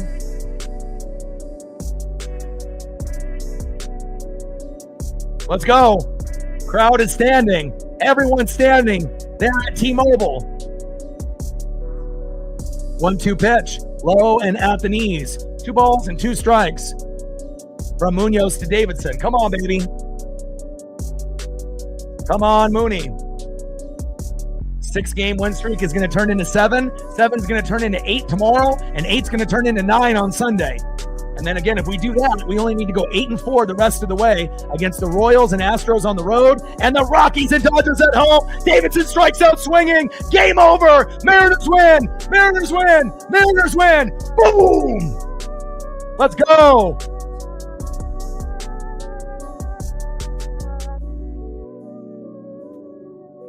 Hell yeah. What a job by Andres Munoz, baby.